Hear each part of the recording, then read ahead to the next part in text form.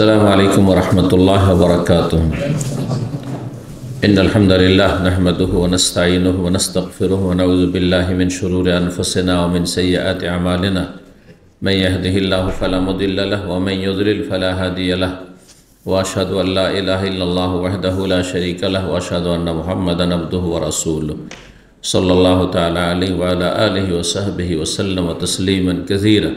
أما بعد، فقد قال الإمام البخاري رحمه الله تعالى: باب قصة البيعة والاتفاق على عثمان بن عفان رضي الله تعالى عنه. قال حدثنا موسى بن إسماعيل قال حدثنا أبو عوانة عن حسين عن عمرو بن ميمون قال رأيت عمر بن الخطاب رضي الله عنه قبل أن يصاب بأيام بالمدينة ووقف على حذيفة بن اليمان وعثمان بن حنيف قال: كيف فعلتما؟ أتخافان أن تكون قد حملتما الأرض ما لا تطيق إلى آخر الحديث। সম্মানিত ভাতৃমণ্ডলী, আল্লাহ রাব্বুল আলামিনের প্রশংসা এবং প্রিয় নবী সাল্লাল্লাহু আলাইহি সাল্লামের উপর সালাতু সালামের পর আজ বুধবার 17 জামাদ আস-সানি 1446 হিজরি মোতাবেক 18 ডিসেম্বর 2024 আমাদের ধারাবাহিক আলোচনা সহিহুল বুখারীর ফাজাইলে সাহাবায়ে কেরামদের ফজিলত পর্ব নম্বর 6। আজকে একটি অধ্যায় এবং একটি শুধু হাদিস রয়েছে আমাদের সামনে, খুব লম্বা হাদিস। বলছেন ইমাম বুখারী রাহিমাহুল্লাহ এই অধ্যায়ে বাবু কিসসাতিল বাইআতি ওয়াল ইত্তিফাক আলা উসমান বিন আফফান রাদিয়াল্লাহু তাআলা আনহু। 8 নম্বর অধ্যায়, ফাজাইলে সাহাবার 8 নম্বর অধ্যায় সহিহ বুখারীর।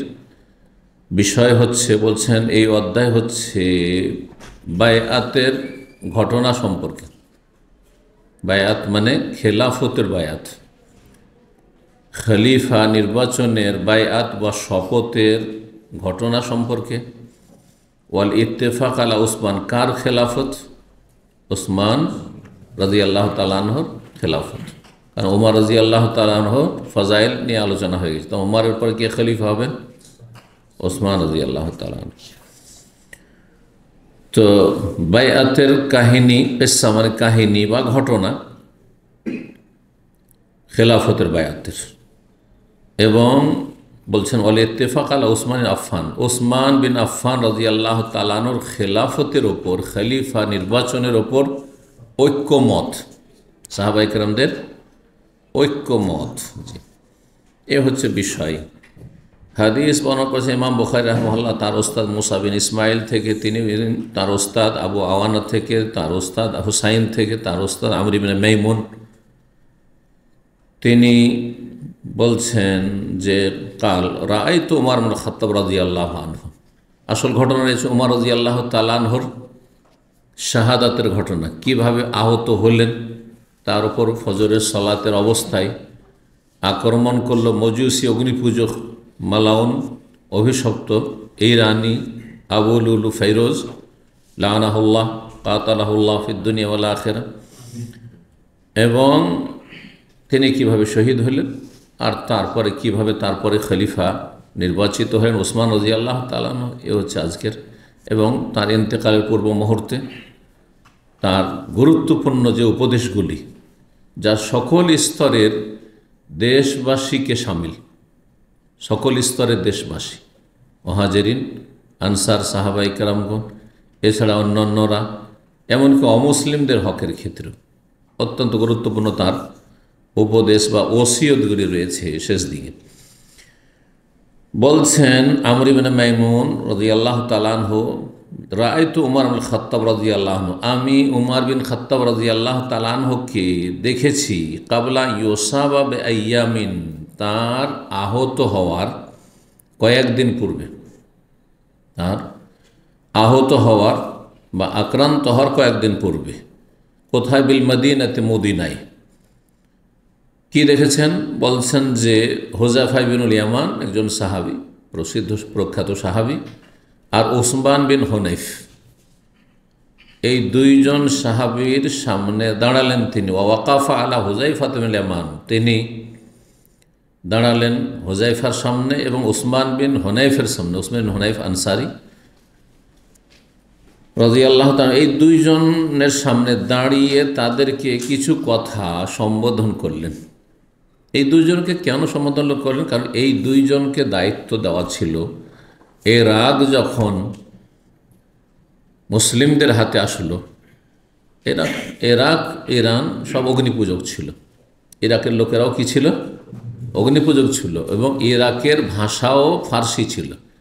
এই জন্য দেখা যায় ইমাম আবু হানিফা রাহিমাহুল্লাহর মাতৃভাষা কি? উনি তো ইরানের লোক না, কোথাকার লোক? ইরাকের লোক, ইরাকের লোক। কিন্তু আল্লাহর রহমতে ইরাকের তারপরে অধিবাসী আরবি ভাষাভাষী হয়ে যায়, আরবি ভাষার প্রভাব সেখানে বিস্তার লাভ করে, যার ফলে ফার্সি ভাষা তখন সংকুচিত হয়ে বর্তমান ইরানে সংকুচিত হয়ে যায়। কিন্তু আসলে বৃহৎ যে পারস্য সাম্রাজ্য ছিল তাতে সামিল ছিল ইরাক, এবং সেখানকার মাতৃভাষা ফার্সি ছিল একসময়। তো এই দুইজনকে উমর রাদিয়াল্লাহু তাআলা আনহুর জামানায় যখন ইরাক কে বিজয় হইল মুসলিমদের, মানে ইরাক খলিফাতুল মুসলিমিনের হাতে আসলো এবং সামদেশ বিজয় হলো, তখন এই দেশগুলি মাপার, এই দেশের আয়তন, জমি জায়গা, এগুলি মাপের দায়িত্ব দিয়েছিলেন। মাসাহাতুল আরদ, জমি মাপা, যেটা আমার দেশে কারা করে? আমিন বলা হয়। ওদের কি বলা হয়?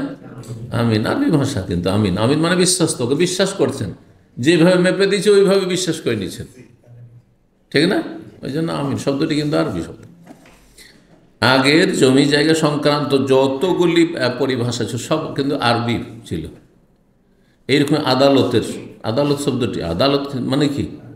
আদাল মানে এই যে সুবিচার, যেখানে ইনসাফ পাওয়া যায়, সুবিচার পাওয়া যায়।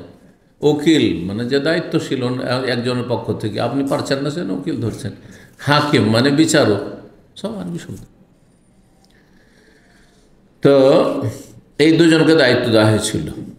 কেন? কারণ দেশের মাপের প্রয়োজন রয়েছে, তারপর দেশে কত জমি জায়গা রয়েছে, ওই এলাকায় সবাই তো আর মুসলিম হয়ে যায়নি, অধিকাংশই অমুসলিম হয়ে আছে। কারণ ইসলামে জোর জবরদস্তি নেই, স্বেচ্ছায় যদি ইসলাম গ্রহণ না করে।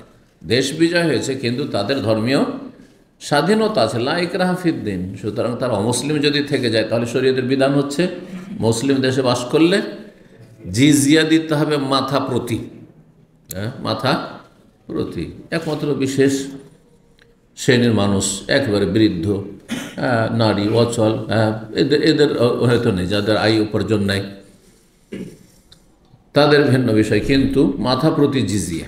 আর জমি জায়গা যে ভোগ করবে দেশের অমুসলিমরা, তো সেই জমি জায়গা থেকে কিছু দেবে না। মুসলিমদের জমি জায়গা থেকে ফসল এলে মুসলিমরা কি দেয়? ওসরও দেয়, যাকাত, ওসর দিতে হয়। কিন্তু অমুসলিমরা মুসলিম দেশের জমি জায়গা ভোগ করবে আর ফসল সেখান থেকে উৎপন্ন করবে, কিছু দেবে না। তখন শরীয়তে আরেকটি বিধান হচ্ছে খারাজ, মানে কর, জমির কর। এটা জমির কর দেওয়া, খারাজ যেটা আরবিতে বলা হয়। আর আরেকটি হচ্ছে জিজিয়া, যেটা মাথা প্রতি বাৎসরিক সামান্য অল্প কিছু থাকে, সেগুলি বিস্তারিত জানার কোনো প্রয়োজন নেই, কারণ সেগুলির এখন বাস্তবায়ন নেই। যখন মুসলিম জাতি সেইভাবে শক্তিশালী হবে, আর ইসলামী বিধানের বাস্তবায়ন হবে, তখন সেই মাসাইলগুলোর প্রয়োজন পড়বে, তখন ফতোয়া জনগণ জিজ্ঞেস করবেন, তখন আলেমরা সেসব ফতোয়া বয়ান করবেন। আর দর্শে আলোচনা করে লাভ আছে? এখন আলোচনা করে লাভ আছে? কোনো লাভ নেই। সুতরাং সংক্ষেপে এতটা জানা যথেষ্ট যে অমুসলিমদের জমি জায়গা যেগুলো মুসলিম দেশে মুসলিম দেশে ভোগ করছে, সেগুলোতে ইসলামিক স্টেট যদি হয়, সেখানে ইসলামের আইন থাকে, তাহলে সেখান থেকে তারা কি দিবে? খারাজ দিবে, মানে কর দেবে, সেখানে জমির কর। যেমন আজকাল জমির খাজনা দিচ্ছে, কিন্তু খাজনা সরকারকে দিচ্ছে, ইসলামকে কি দিচ্ছে, ঠিক কিনা? আর মাথা প্রতি কী দেবে? জিজিয়া দেবে, যেটা বলা হয়েছে কোরআনে কারিমে সূরা তাওবাতে জিজিয়ার কথা রয়েছে, হাত্তা ইউতুল জিজিয়াতা ইয়াদিন হুম সাগিরুন। তো জমি মাপার যেহেতু দায়িত্ব ছিল, জমি মাপার পরে এত জমি জায়গায় ইরাকে আছে, সুতরাং এত বিঘা বা এত একর জমিতে এত, যে মাপগুলি তখন ছিল, কতটা ফসল হতে পারে সেই হিসাবে, কতটা ফসল কর হিসাবে নেওয়া যেতে পারে তাদের কাছ থেকে, এসব হিসাব এই মাপের উপর নির্ভরশীল। সেই জন্য ওমর রাদিয়াল্লাহু তাআলা বলছেন যে তোমরা যে জমিগুলো মাপলে ইরাকের, তাতে তোমরা অত্যাচার তো করনি, মানে যতটা জমি তার চাইতে বেশি আমাকে আমার কাছে রিপোর্ট দিলে, আর সেই হিসাবে তাদের ওপর বেশি হয়তো কর চাপিয়ে দেওয়া হলে এটা ও জুলুম তো হয়ে যায়নি?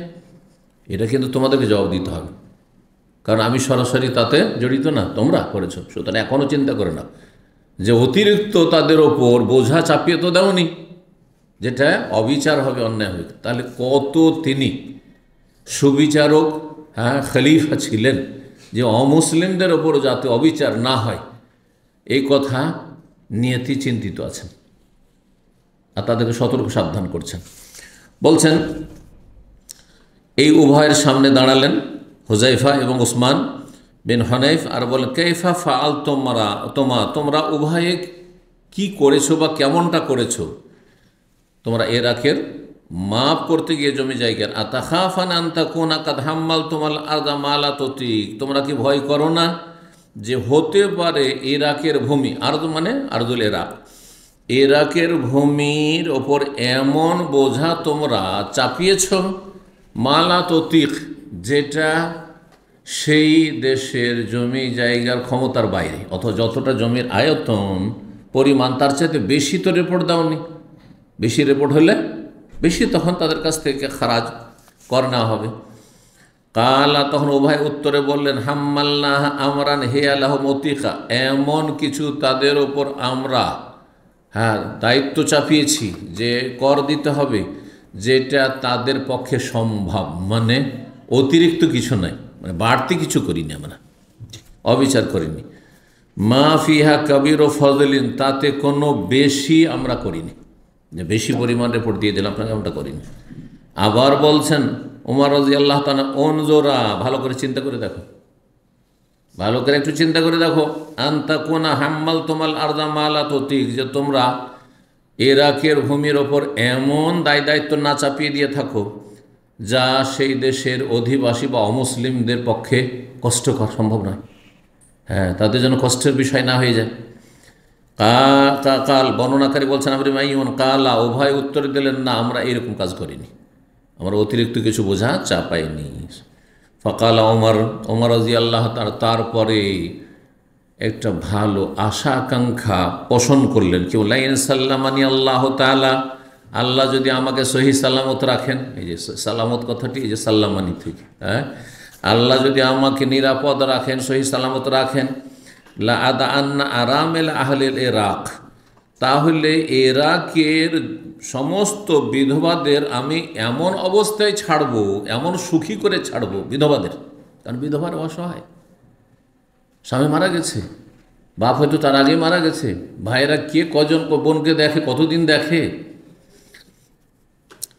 ইরাকের, আর এখানে বলেনি যে শুধু মুসলিমদের, মুসলিম অমুসলিম সবার, সেই ইরাকে যারা বসবাস, বরং সেখানকার মেজরিটি তখনও সব অমুসলিম, মজুসি, অগ্নিপূজক, তারা জিজিয়া দিয়ে আছে, অল্প কিছু লোক ইসলাম গ্রহণ হয়তো করেছে। লাদান আরামেল আহলিল ইরাক, ইরাকবাসীর বিধবাদেরকে এমন অবস্থায় এমন সুখী ছাড়বো, লা ইয়াহতাজানা ইলা রাজুলিন বাদি আবাদা, আমার পরে কারো যেন কোন মুখাপেক্ষী কোনো রকম না হয় বা দ্বারস্থ না হয়, কারো কাছে চাইতে না হয়, তাদেরকে সাহায্য কামনা করতে হয়, জি, দান সাদকা না দিতে হয়। এই আশা আকাঙ্ক্ষা, এই নেক নিয়তের কথা পোষণ করার পরে মাত্র 4 দিন গিয়েছে, চতুর্থ দিনেই এ দুর্ঘটনা, তারপর আক্রমণ করা হয়েছে। সুবহানাল্লাহ। এই জন্য মানুষের সব নিয়ত পুরা হয় না, অনেক সময় সৎ নিয়ত অনেক থাকে। যে উমর রাদিয়াল্লাহু তাআলা আনহুর এই নিয়ত পুরা করার জন্য সময় পাননি তিনি, আল্লাহ দেননি তাকে সময়, তাহলে আমার আপনার অনেক সৎ নিয়ত থাকতে পারে, যারা অসৎ অসৎ, কিন্তু আমাদের অনেক সৎ নিয়ত আছে। আল্লাহ তৌফিক দিলে সহিহ বুখারী শেষ করব, তারপর আল্লাহ তৌফিক দিলে সহিহ মুসলিম শুরু করব, এগুলো কি সৎ নিয়ত নয়? আমার ময়দানে এই সৎ নিয়ত, আর আপনাদের ওই রকমই, আল্লাহ তৌফিক দিলে এই কাজগুলি করবো, আল্লাহ তৌফিক দিলে এই করব, আমি এখান থেকে ইলম শিখে গিয়ে দেশে দাওয়াতি কাজ করব, সৎ নিয়ত। কিন্তু সৎ নিয়ত করলেই যে সবটা পুরা হবে তাও জরুরি নয়, কারণ এক ক্ষমতার মালিক আল্লাহ রাব্বুল আলামিন, আল্লাহ বেশি জানেন যে কোনটাই কল্যাণ রয়েছে, কোনটা করবেন আল্লাহ রাব্বুল আলামিন, জি। এবং আল্লাহ রাব্বুল কারো কাছে অপারগ না। সুতরাং আল্লাহ রাব্বুল আলামিন তিনি যা ইয়াফআলুল্লাহ মা ইয়াশা, আল্লাহ যা চান তাই করেন। বাহ্যিক আমাকে আপনাকে অনেক কথাই হয়তো অপছন্দ লাগবে, কষ্টকর লাগবে, কিন্তু আল্লাহ রাব্বুল হিকমতাতেই রয়েছে। তো বলছেন যে ফামা আতাত আলাইহিল্লা রাবিয়াতুন, চতুর্থ দিন, ব্যাস এই কথা বলার পরে 3 দিন পার হয়ে চতুর্থ দিন এসেছে ফজরের সময়। হাত্তা ওসিবা, তিনি আক্রান্ত হয়ে গেলেন, তার উপর আক্রমণ করে দেওয়া হলো, আহত হলেন। কাল ইন্নিল্লা কায়েমুন, সেই সময় আবু ইবনে মাইমুন বলছেন যে আমি ইমামের পেছনে, উমর রাদিয়াল্লাহু পেছনেই আমি দাঁড়িয়ে সালাত আদায় করছি। বর্ণনাকারী আবু ইবনে মাইমুন বলছেন আমি দাঁড়িয়েছিলাম, মা বাইনি ওয়া বাইনাহু ইল্লা আব্দুল্লাহ বিন আব্বাস, আমার মাঝে আর আব্দুল্লাহ উমর রাদিয়াল্লাহু তাআলা আনহুর মাঝে শুধু আব্দুল্লাহ বিন আব্বাস ছিলেন। কারণ আমার চাইতে কাছে যিনি মুসল্লি দাঁড়িয়েছিলেন উমর রাদিয়াল্লাহু তাআলা আনহুর কাছাকাছি, আমার চাইতে কাছে তিনি হচ্ছেন একমাত্র আব্দুল্লাহ বিন আব্বাস, মানে এত পাশে আমি দাঁড়িয়েছিলাম। কখন বলছেন গাদাতা ওসিবা, সেই দিন ভোরে, মানে ফজরের সালাতে, যেই দিন তিনি আহত হলেন। ওয়াকানা ইজা মাররা বাইনা সাফাইন, তার একটি ভালো অভ্যাস ছিল, যখনই তিনি ইমামত করার জন্য মসজিদে নববীতে প্রবেশ করতেন তখন 2 কাতারের মাঝখান দিয়ে হেঁটে আসতেন। কারণ আগে থেকে কাতার লাগতে শুরু হয়েছে বা বসে আছে কাতারের লোকজন, যেমন বসে থাকে, মসজিদ ভর্তি আছে, 2 কাতারের মাঝখান দিয়ে আসছেন আর একামত হচ্ছে বা হয়ে গেছে, তখন আসতেন আর বলতেন, কি বলতেন, ইস্তাউ, তোমরা সোজা হয়ে যাও, কাতার সোজা করে নাও, জি সোজা হয়ে দাঁড়িয়ে যাও। হাত্তা ইযা লাম ইয়ারা ফীহিন্না খালালান, আর চারিদিকে তাকাতেন, দেখতেন যে কোনো জায়গায় কোনো ছিদ্র নেই, ফাঁকা জায়গা নেই, আগে পিছে নেই, কাতার সোজা হয়ে গেছে, কাতারে কাতার মিলিত হয়েছে। তাকাদ্দামা, তখন সামনে বাড়তেন, সামনে মেহরাবে যেতেন, ফাকাব্বার, তারপরে তকবীরে তাহরিমা দিতেন, আর তারপর সূরা ফাতিহা পড়ে রুব্বামা কারাবে সূরাত ইউসুফ, ফজরের সালাতে লম্বা লম্বা সূরা পড়তেন, সূরা ইউসুফ পড়তেন, সূরা নাহল পড়তেন, যেগুলি 10 পেজের বেশি, 10 পৃষ্ঠার বেশি, এভাবে তিনি পড়তেন। ওয়ানা আও নাহওয়া যালিকা, এইরকমের কাছাকাছি, ফির রাকাত, প্রথম রাকাতেই, 2 রাকাতে নয়, প্রথম রাকাতেই, জি। হাত্তা ইয়াজতামাজ, কেন প্রথম রাকাতে এত দীর্ঘায়িত করতেন, যাতে যারা পিছিয়ে আছে তারা এসে প্রথম রাকাতেই লেগে যেতে পারে, এত লম্বা কেরাত করতেন। এটি হচ্ছে সুন্নতি তরিকা। আসলে মানুষ যদি ধৈর্য ধারণ করে, যে আপনার মুসল্লি ধৈর্য ধারণ করবে, তো এটি সুন্নত, কিন্তু আজকালকার মুসল্লি ধৈর্য ধারণ করবে না। আপনার মসজিদ থেকে এমন পালাবে যে জীবনে আর আপনার মসজিদের ধার কাছে আসবে না। আল্লাহ হেদায়েত করুন। বলছেন ফামা হুয়া ইল্লা আন কাব্বার, এসে তিনি তাকবীরে তাহরিমা শুধু দিয়েছেন, আল্লাহু আকবার বলেছেন। ফাসামিআতু ইয়াকুল, তার সাথে সাথে, এখন ইস্তিফতার সানার দোয়া পড়া হয়নি, শুরু করেননি, হয়তো তাকবীরটা হয়েছে আর সাথে সাথে তার উপর আঘাত হয়ে গেছে। সে মসজিদের মধ্যে এক জায়গায়, মসজিদের কোনায় অন্ধকারে এই কাফের অভিশপ্ত অগ্নিপূজক লুকিয়েছিল, খঞ্জর নিয়ে, আর সে 2 দিকে ধারালো, অস্ত্রের একদিকে, সাধারণত অস্ত্রের একদিকে ধার থাকে, তাই না, 2 দিকে ধারালো, মানে এই দিক থেকে লাগলো মানুষ মারা যাবে, এই দিক থেকে লাগলো মারা যাবে, এইরকম ধারালো অস্ত্র দিয়ে সে আঘাত করা শুরু করলো। হঠাৎ করে বলে উঠলেন যখন তিনি আক্রান্ত হলেন, ওমর রাদিয়াল্লাহু, কাতালানি, আমাকে হত্যা করলো, আল কালবু, এই কুকুরে, আও আকালানি আল কালবু, কাতালানি শব্দ বলেছেন, অথবা আকালানি, আকালা মানে আমাকে গ্রাস করলো, খেয়ে ফেললো, মানে আমার জীবন নিয়ে নিল, জি। হেনা তানহ, যখন তাকে ছুরিকাঘাত করলো। ফাতার আল এলজো, তারপরে সেই কাফের দাস, সে ছিল কৃতদাস, আর তার সাথে কি ছিল, কাফের ছিল। তো কাফের যারা অনারব কাফের, তাদেরকে আরবরা সেই জামানায় আরবি ভাষা এলজ বলতো, এলজ ওর বহু বচন আছে অলুজ, যারা আর অধিকাংশ অনারব দাসগুলি আসতো, কারণ যখন পূর্ব দিকে বিজয় হচ্ছে, তো পূর্ব দিকের ভাষা তো তখন ফার্সি ভাষা, আর ফার্সি ভাষা মানে তারা অনারব, তো আর তারা কাফের, তো তাদেরকে এলজ বা অলুজ বলা হইতো। এই অনারব কাফের কৃতদাস, আর ইজ বলা হয় চাকরকে।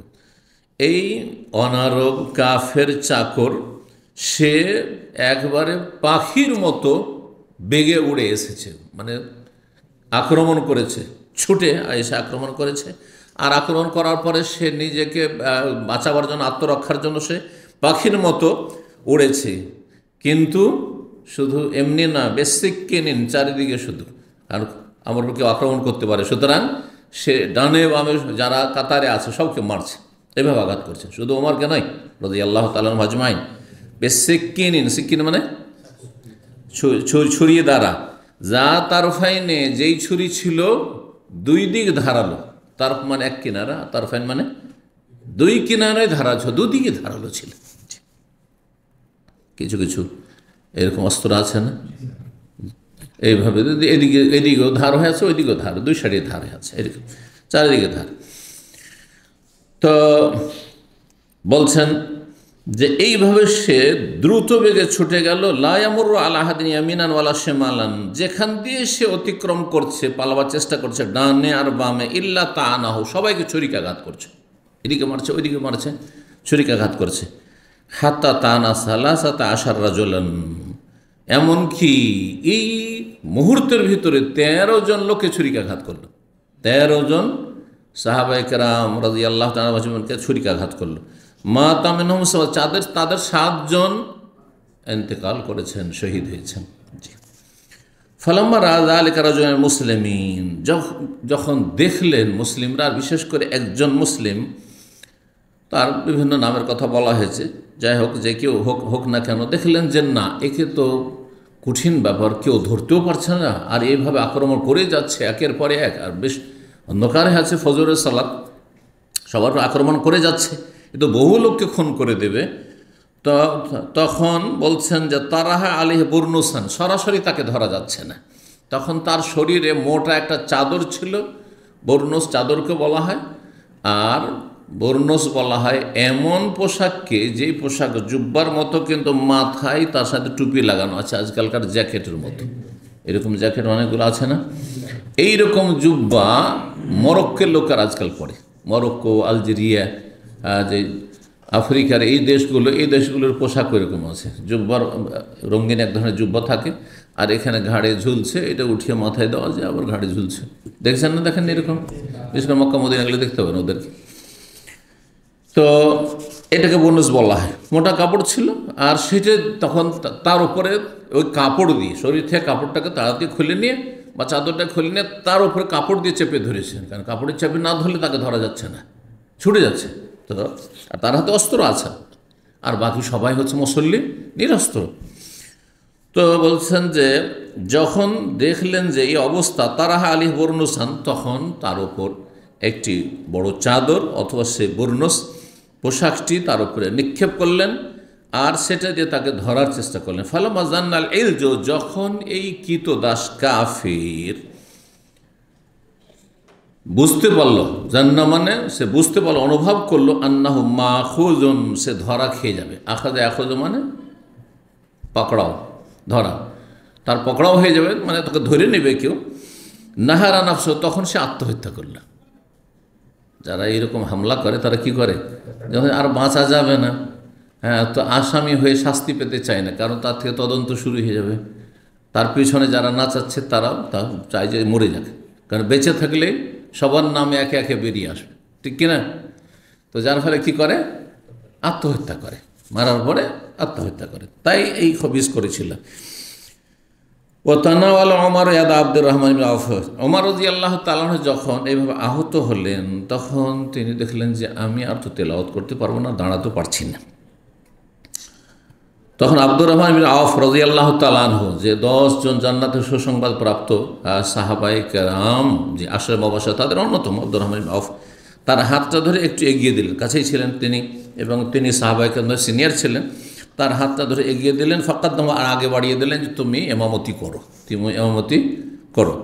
ফামাইয়ালি ওমারা ফাকাদরা আল্লাযী আরা, আমর ইবনে মাইন বলছেন যে ওমর রাদিয়াল্লাহু তাআলা কাছাকাছি যারা ছিল তারা আমার মতোই দেখতে পেয়েছে আসল ঘটনা, তারা প্রত্যক্ষদর্শী, কিন্তু যারা দূরে আছে ডানে বামে তারাও কিছু বুঝতে পারেনি যে হইলটা কি, ঘটনা কি, আর পেছনের কাতারগুলিতে যারা আছে তারাও কিছু টের পাচ্ছে না। বলছেন ওয়াম্মা নওয়াহিল মসজিদ, মসজিদের চারপাশের লোকেরা ফাইন্নাহু লা ইয়াদরুন, তারা বুঝতে পারছে না যে হইল উঠে গিয়ে হঠাৎ করে আল্লাহ আকবার বললেন আর তারপরে কোনো সাড়া শব্দ তেলাওয়াত নেই। হ্যাঁ, আবার আব্দুর রহমান আউফের আওয়াজ শুনছি। গায়রা আন্নাহুম কাদ ফাকাদু সাওতা ওমর, এতটা শুধু পেছনের কাতার বা ডানে বামের লোকেরা বুঝতে পারলেন যে ওমর রাদিয়াল্লাহু তাআলা আনহুর আর কণ্ঠস্বর শুনতে পাচ্ছি না, ওনার আওয়াজ আর শুনতে পাচ্ছি না। ওহম ইয়াকুলুন, তারা ভাবছেন যে ব্যাপারটা কি হলো, হয়তো ভুলে গেলেন অথবা আর কিছু হইল। তেলাওয়াত অনেক সময় উচ্চস্বরে তেলাওয়াত থাকে কিন্তু মনে মনে তেলাওয়াত শুরু করে দিই আমরা, এরকম হয় অনেক সময়। তখন তারা কি করতে লেগেছে, সুবহানাল্লাহ বলা শুরু করেছে। ওহম ইয়াকুলুন, সবাই পেছন থেকে কি করছে, ভাবতেই পারেনি যে এরকম করে আক্রমণ হয়, সুবহানাল্লাহ বলতে শুরু করে, সুবহানাল্লাহ সুবহানাল্লাহ। ফাসাল্লা বিহি আব্দুর রহমান সালাতান খাফিয়া, আব্দুর রহমান বিন আউফ সামনে এগিয়ে গিয়ে এমামত করলেন, কিন্তু সংক্ষিপ্ত সালাত আদায় করলেন। অন্য একটি রিওয়ায়েতে রয়েছে যে তিনি ছোট্ট সূরা পড়লেন, সূরা ইজা জা নাসরুল্লাহ, সূরা কাউসার আর সূরা ইজা জা নাসর, এই দুটো সূরা পড়ে তাড়াতাড়ি ফজরের সালাত শেষ করে। ফালাম্মান সারাফু, যখন তারা ফিরলেন সালাত থেকে, কালা ইয়া ইবনে আব্বাস, তখন ওমর রাদিয়াল্লাহু ওই অবস্থায়, জখম অবস্থায় তিনি সালাত পড়ছেন, কিন্তু যেহেতু কথা বলতে পারছেন না, কাতর হয়ে গেছেন আঘাতে, সেই জন্য তিনি ইমামতি করেননি। বলছে ইবনে আব্বাস, উনজুর মান কাতালানি, দেখো তো আমাকে কে হত্যা করলো, কে আমাকে খুন করলো দেখো। ফাজালা সাআতান, অন্ধকার হয়ে আছে চারিদিকে। সুতরাং বলছেন যে আব্দুল্লাহ বিন আব্বাস তখন কিছু মুহূর্তে এদিক সেদিক ঘোরাফেরা করে, কে মারলো কে, কারণ যে মেরেছে ও তো আত্মহত্যা করে এক কোনায় পড়ে আছে, সে আত্মহত্যা করে দিয়েছে, মালাউন দিয়ে পড়ে আছে, তো মারলোটাকে এদিক সেদিক তলাশ করে বুঝতে পারলেন যে হ্যাঁ। সুম্মা যা, তারপরে আসলেন ওমরের কাছে, এসে বললেন গোলামুল মুগীরা বিন শুবার, কৃতদাস গোলাম আপনাকে হত্যা করেছে, আপনাকে খুন করেছে। কালা, বললেন ওমর রাদিয়াল্লাহু আসানা, সেই কারিগর, মানে মুগীরা বিন শুবার যে গোলাম কারিগর, সে আবু লুলু ফেরোজ। কালার নাম, হ্যাঁ হ্যাঁ ওই যে কারিগর। সানায় আসনা মানে হ্যাঁ কাজ করা, এই জন্য ফ্যাক্টরিকে কি বলা হয় বা কারখানা, মাসনা বলছেন আজকাল, মাসনা ইসিম জারফ এসে গেল, সানে থেকে সানা। কাল কাতালাহুল্লাহ, ওমর রাদিয়াল্লাহু বললেন আল্লাহ তার সর্বনাশ করুক, তাকে ধ্বংস করুক। লাকাদ আমার তবে মারুফান, তার সাথে আমি ভালো আচরণ করেছিলাম, কিন্তু ভালো আচরণের আজকে আমাকে এই প্রতিদান দিল। আলহামদুলিল্লাহিল্লাযী লাম ইয়াজাল মিতাতি বিয়াদি রাজুলিন ইয়াদ্দাইল ইসলাম, কি ভালো আচরণ করেছিলেন ওমর রাদিয়াল্লাহু তাআলা আনহু। মুগীরা বিন শুবাকে বলেছেন তোমার গোলাম প্রতিদিন, গোলামের কাছ থেকে প্রতিদিন যা কিছু আয় উপার্জন করছে তার সাথে একটা কন্ট্যাক্ট করা আছে। যেমন আজকাল যারা ট্যাক্সি চালায়, ট্যাক্সির মালিকের সাথে, অথবা যারা ট্রলি নিয়ে কাজ করে এয়ারপোর্টে, জানেন কি না, প্রতিদিনের কিন্তু এত টাকা করে দিতে হবে, বাকি ইনকামটা তোমার, আছে না সিস্টেম। তো কৃতদাস গোলামের সাথে যে প্রতিদিনের যে চুক্তিটা ছিল, সেটাতে সুপারিশ করেছিলেন ওমর রাদিয়াল্লাহু তাআলা আনহু। অথচ কাফের, সেই কাফের জন্য সুপারিশ করেছে মালিকের কাছে যে তুমি একটু কম নাও, তার কাছে আর কিছু কম নাও। তারপরেও এই ব্যক্তি এই অন্যায় অপরাধ করেছে মালাউন। যখন তাকে বলা হইল যে আপনাকে খুন করেছে কে, সে অগ্নি পূজক ফেরোজ আবু লুলু মুগীরা বিন শুবার গোলাম। তখন তিনি বললেন আলহামদুলিল্লাহি লাম ইয়াজাল মিতাতি বিয়াদি রাজুলিন ইয়াদ্দাইল ইসলাম, আল্লাহ শুকরিয়া আদায় করলেন। আলহামদুলিল্লাহ, আল্লাহ শুকরিয়া আদায় করছি যে আমার মরণ, মিতাতি কোন রিওয়ায়াত রয়েছে মানিয়াতি, মিতাতুন মানে মরণ, হ্যাঁ মাইয়াত থেকে মাতায় মতো থেকে, আর মানিয়াতুনও মানে মরণ হয়, মানিয়াতুন মানে মরণ হয়। তো মিতাতির জায়গায় তায়ের জায়গায়, প্রথম তায়ের জায়গায় নুন লাগিয়ে দিলে মানিয়াতি হয়ে যাবে। দেখছেন আরবি শব্দ, একটা নক্তার পার্থক্যে শব্দ আলাদা হয়ে গেল, কিন্তু অর্থ আবার একই আছে। আল্লাহ শুকরিয়া আদায় করেছি যে আমার মরণ এমন কোনো ব্যক্তির হাতে হয়নি, যেই ব্যক্তি ইসলামের দাবিদার, আল্লাহর কাছে গিয়ে বলতে পারবে যে আল্লাহ আমি তো তোমাকে সিজদা করেছিলাম, আমাকে কেন জান্নাত দিবেন না, আমি তো ওমরকে খুন করেছি, তো কি হইলো, আমি তো সিজদা করেছি, এই কথা বলতে পারবে না। আল্লাহর কাছে একটা সিজদা দিয়ে হুজ্জত পেশ করতে পারবে। অন্য রিওয়ায়াতে রয়েছে যে আলহামদুলিল্লাহ হাসরের মাঠে একটা সেজদাও সে নিয়ে এসে আল্লাহর কাছে বলতে পারবে না যে আল্লাহ তোমাকে সেজদা করেছিলাম, তুমি আমাকে কোনো একদিন জান্নাত দাও, বলতে পারবে না, কারণ সে কাফের। শুকরিয়া। এই জন্য মুসলিমের হাতে খুন হওয়ার চাইতে কাফের হাতে খুন হওয়া ভালো।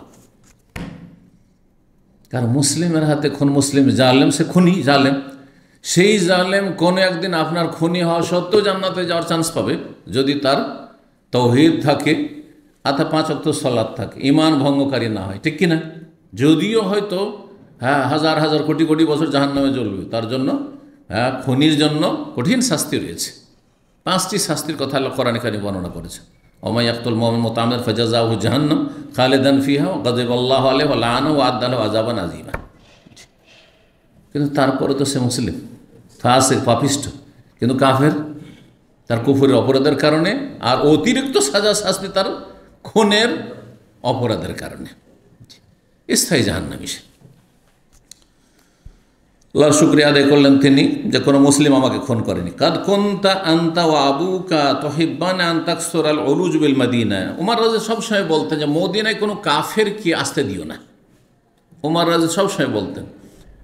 কিন্তু মুগীরা বিন শুবা কোনো এক জায়গার গভর্নর ছিলেন, তো তিনি ওমর রাদিয়াল্লাহু তাআলাকে লিখে পাঠালেন যে একজন আমার দাস আছে, কৃতদাস আছে, যে খুব ভালো কারিগর। কিসের কারিগর ছিল? খুব পাকা ছুতার মিস্ত্রি ছিল, কাঠ মিস্ত্রি ছিল, আর খুব পাকা লোহার মিস্ত্রি ছিল, আর ওই ছাড়া অন্য আরও ভালো কাজ জানত। যার ফলে ও মুগীরা বিন শুবা সুপারিশ করে যে এর মদিনায় প্রয়োজন আছে, এইরকম একজন পাকা কারিগরের মদিনায় প্রয়োজন আছে, সুতরাং তাকে অনুমতি দেন থাকতে। দেখেন কিভাবে মদিনা পৌঁছিল এই কাফের। মক্কা আর মদিনার বিধান একরকম নয়, কিন্তু আপনারা আমার দিকে তাকাচ্ছেন, মনে হচ্ছে মদিনায় কী করে কাফের আসলে, তাই না? দেখেন মক্কার ব্যাপারে, মক্কার বিষয়ে আল্লাহ কোরআনকে স্পষ্ট করে দিয়েছেন যে মক্কার হারামের ভিতরে কোনো কাফের প্রবেশ হারাম, নাপাক যাবে না। ইন্নামাল মুশরিকুনা নাজাসুন, মুশরিকরা হচ্ছে নাপাক, অপবিত্র। ফালা ইয়াকরাবুল মসজিদাল হারামা, সুতরাং মসজিদ হারামের কাছে যাবে না। বাদা আমিম হাজা, এই বছরের পরে এতদিন যা হয়েছে এরপরে আর আসতে পারবে না। মসজিদে হারাম আল্লাহ বলেছেন, কিন্তু কোনো আয়াত হাদিস আছে মসজিদে নববীর কাছে যেতে পারবেন আছে?